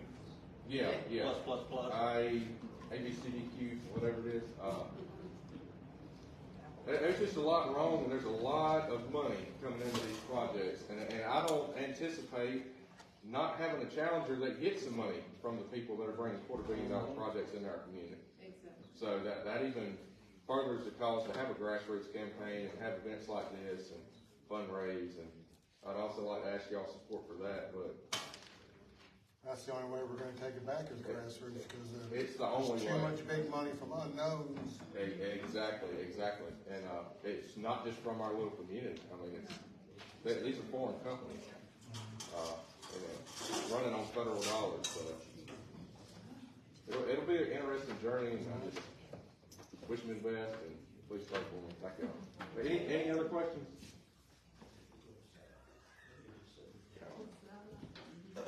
We got a few more issues that aren't solar or election related. The first one up is Mystic Water update.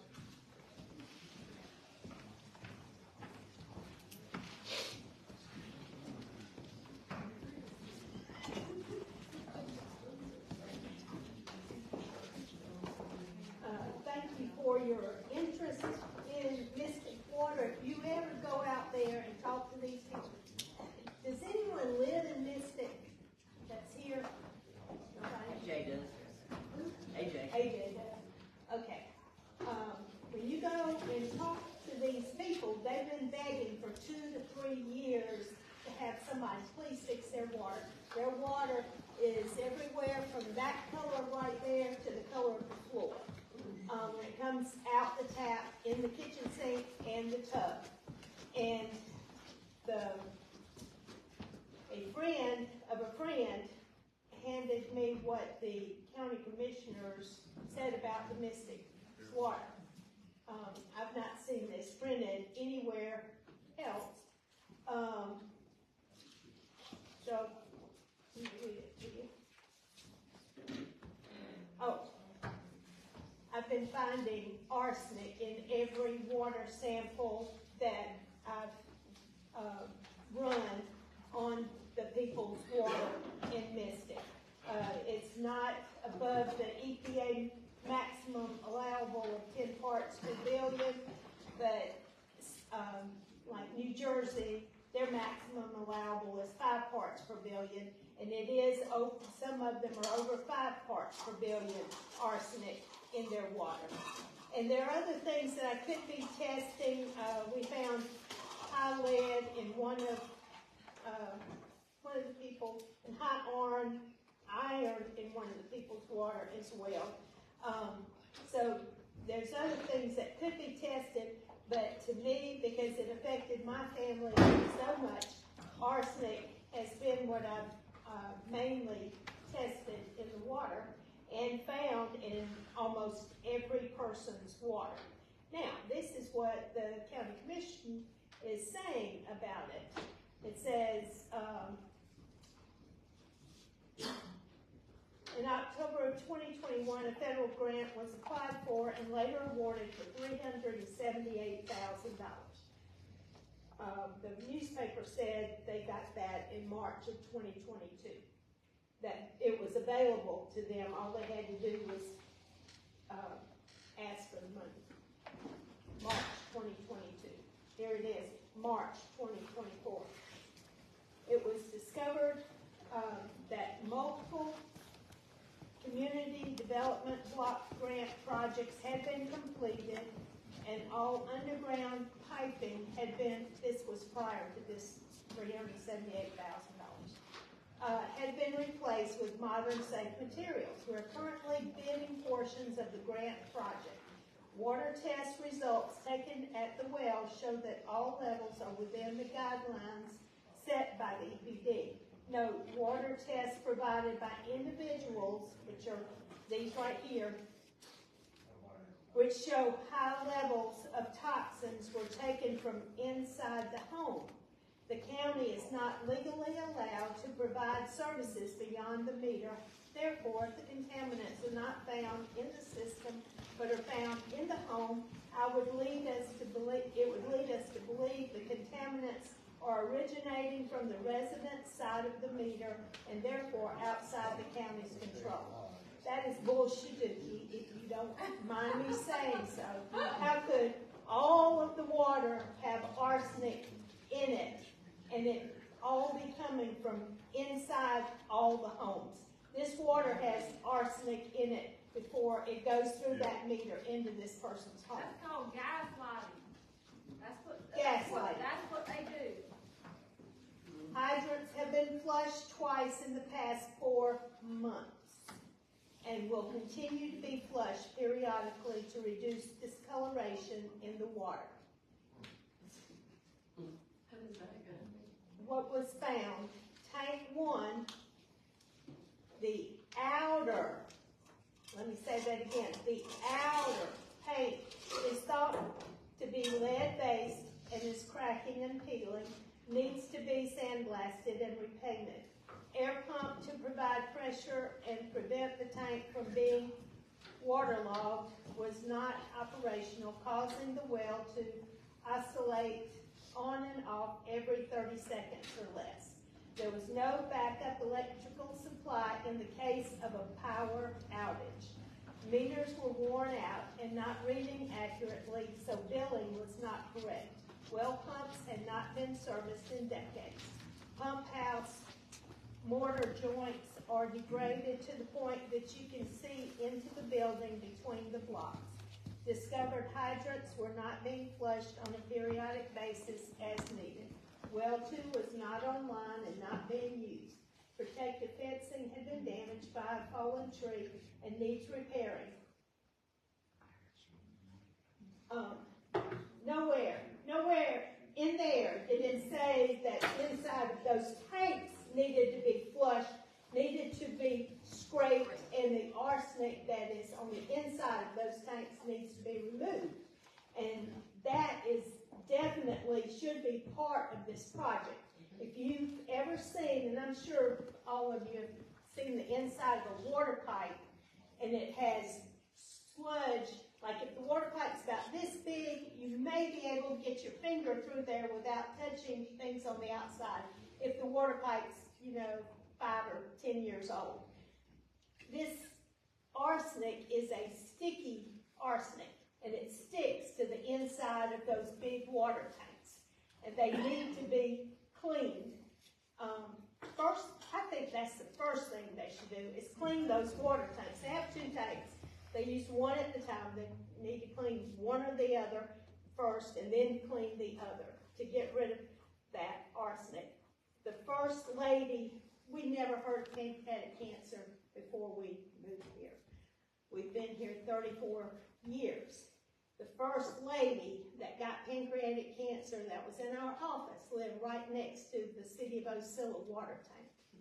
And what that tells you, or what that told water people that I talked to, the water sits in the tank, and whatever is lining that tank, the yuck that's lining that tank, is going into the water.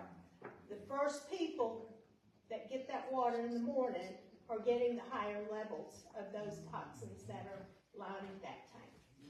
And that's why that guy told me that lady got pancreatic cancer. Well, I'm sure a lot of you know we've had 2 pancreatic cancers diagnosed in this community in the last month. It used to be rare as hen's teeth, not anymore. Arsenic, the levels, the studies they did in Florida, the people that lived within 5 miles of an arsenic contaminated well got pancreatic cancer more often than those outside. If they were within 3 miles, they got it more often than those within 5 miles. If they were within 1 mile of an arsenic contaminated well, they got it more often than people 3 miles outside. So it definitely contributes to it. If you don't have a water filter, I suggest to you get one. The arsenic is coming from our aquifer. They said they had cow dipping vats here 100 years ago. And when the cows walked through the cattle dipping vats, when the cows walked through the dipping vats to get the dip on them, to get rid of the ticks, and they walked out, you know, it dripped out there. But when they were all through going through there, they just emptied what was left in the tank on the ground, and they said, don't worry, it'll be 100 years before you see that. Well, it's been 100 years. And what the DNR guys tell me is that our aquifer here isn't like normal, that it's kind of like a tea glass, and the water just kind of goes back and forth like this, gets to our aquifer a lot sooner. That's why we have more of it in our aquifer than in other places. This is called a diabetes belt along here because, and the reason is arsenic causes diabetes. It causes high blood pressure. It causes many strokes. My husband had 2 TIAs, and the doctor at Medical College of Georgia, they don't call it that anymore, in Augusta, said that arsenic in our water could cause his 2 TIAs. We know it caused his cancer.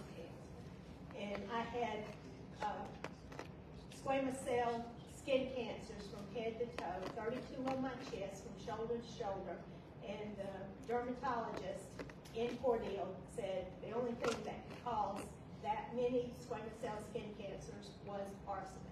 So I know that's what caused my cancers as well. So I'm just telling you, it's here, it's not going anywhere.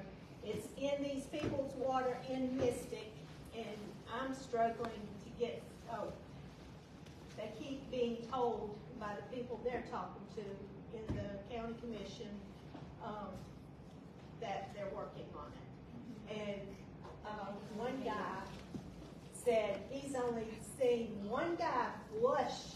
He said he thought somebody had gotten mad at him, so they finally sent somebody out there to flush the fire hydrants. He said, thank goodness they're doing that. That's just the tip of the iceberg as to what they need to be doing in Mystic. Miss Janet, are you allowed inside where the tanks are to actually get water samples? You can get it. You can get it there. I can ask, can I have one? That's where they're doing the water. Well, that's what I'm asking, because I know in the past they had said better than what they thought it would be, blah, blah, blah. But what I was wondering is, just like the examples you gave, you sent one up here, it came back fine, you sent one out there, and it's like, well, this is bad. I just wondered from the actual tank itself. That's where they're taking the water samples is at the tank. But it's all in where they're sending them. So my question is, could you do that? Could Yes, you take I it can from the send tank, it to send the it to guy. both places Yes, like that? I can send it to the guy in Texas that tested. His name's Jake Maurer. He used to work at UGA, but because he was helping us, we know this is why. He never got a promotion, never got a raise. They overlooked him for everything because he was trying to help all of us here and get something done about the water. And so he moved to the University of Texas in Texas and runs that lab. And they actually gave him an award, a huge award, because of the work he did in Georgia. I had to write a letter for him. But that's a great idea. I sent him. Also, they're only testing the water at the tank. They have these miles of water pipes that could have yuck in them, that could have lead, be put together with lead. We had one lady that had, I think 18 times as much lead as the maximum that's allowed in her water. And there's a reason for it. All right, thank y'all for listening. Thank you.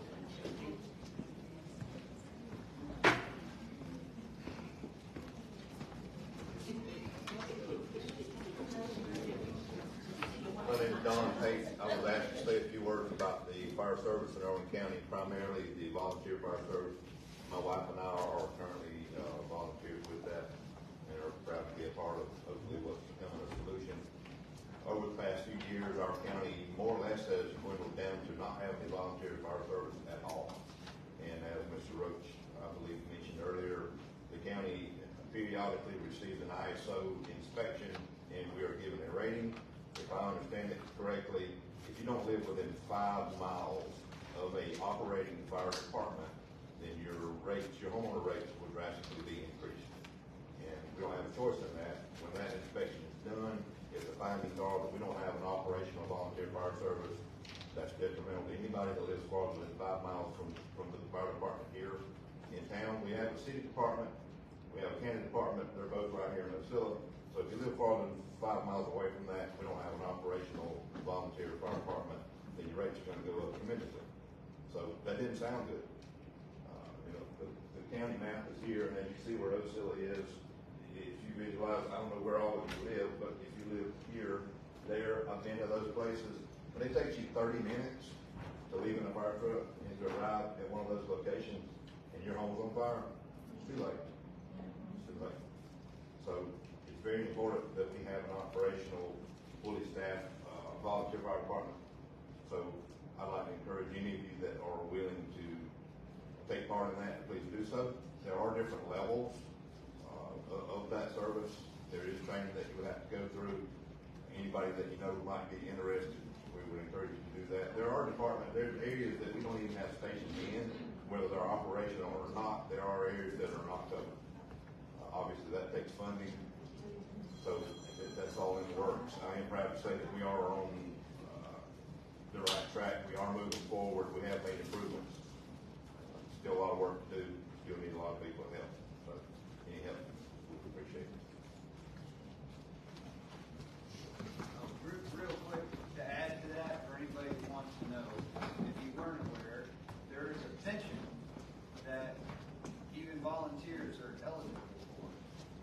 So I think it's what, I think you have $25 a month. Yes, $25 a month. And they're also considering paying for so many events per year, right? At one point they were discussing That has been discussed, but at the moment there is no compensation. Right. So hopefully we're gonna see that change soon. Compensation is reduced home. right, insurance. Right. exactly. Yeah, because I believe we're at the highest ISO level. We're at risk at the highest ISO level. If you're anywhere outside of this immediate area, we're at risk at the highest one. So the sooner we can get the fire departments active and trained up, the more our ISO level will go down, which is good for your homeowner's insurance. Correct.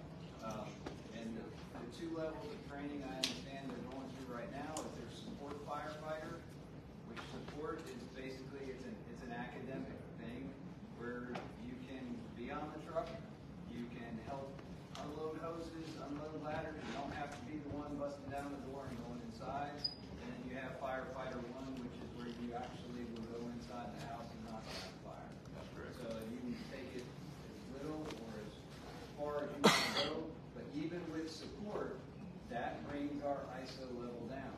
You go through the training, it's a couple of weeks, you learn how to put a ladder up, you learn how to take a hose off the truck, put it back on, and you put on a road vest to make sure you don't get yourself squashed when you're attending an accident.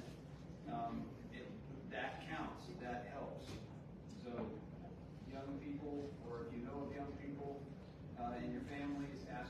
consider it? There's reporting that's done on any call that comes into the fire department. There's reporting that's required to be done on that. The number of calls, the number of responses, the number of apparatus that respond, the number of personnel that respond, all play into potential grants that the county would qualify for. So that's, that much more important. And there's a minimum age limit of 18, I believe. That's right. Yep, to be certified, but there is no maximum age limit. So if you're still willing, you can drive, you can carry a ladder. Right? We need you.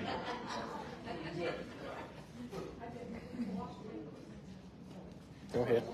Well, and that leads into, what I'm gonna talk about today. Like some of the other members, I have attended several meetings and have, been struck by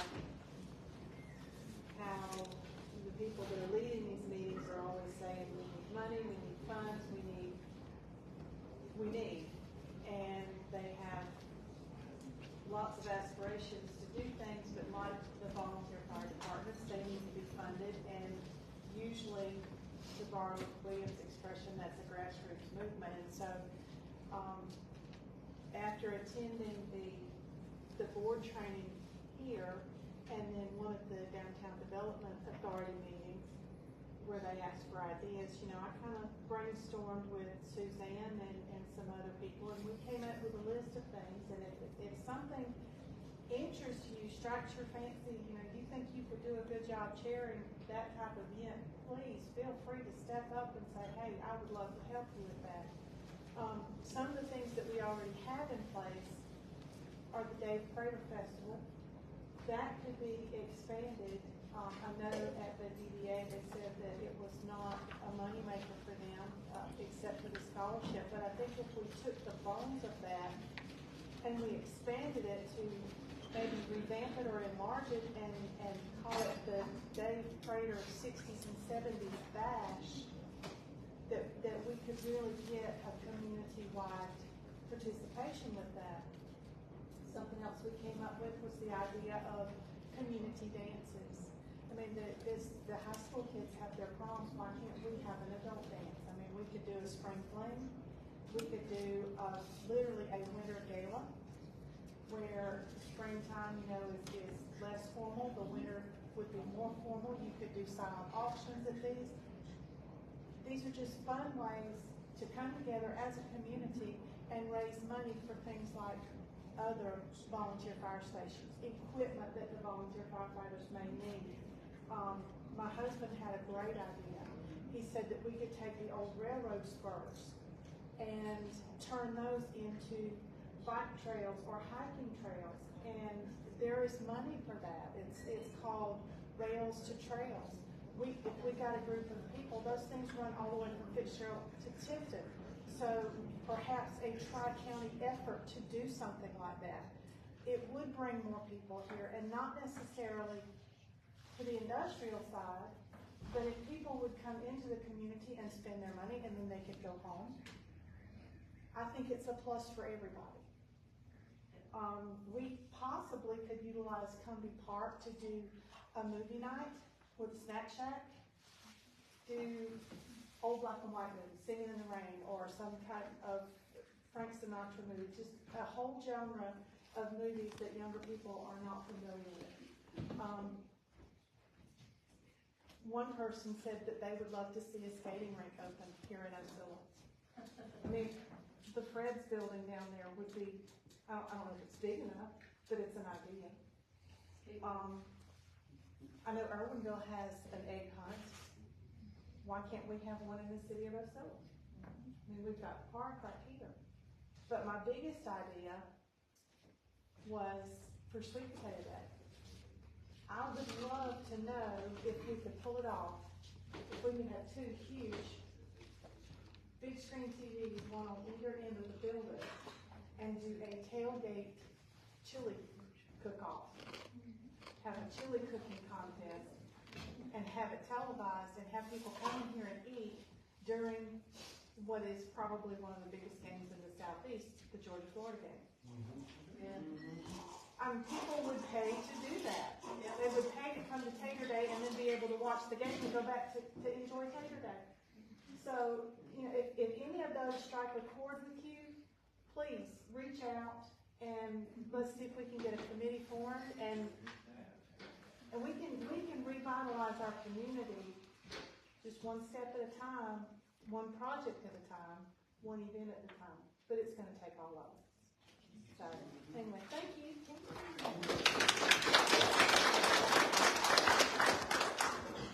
I had one more topic to discuss, but I think I'll save it for the next meeting since we're running a little late on time.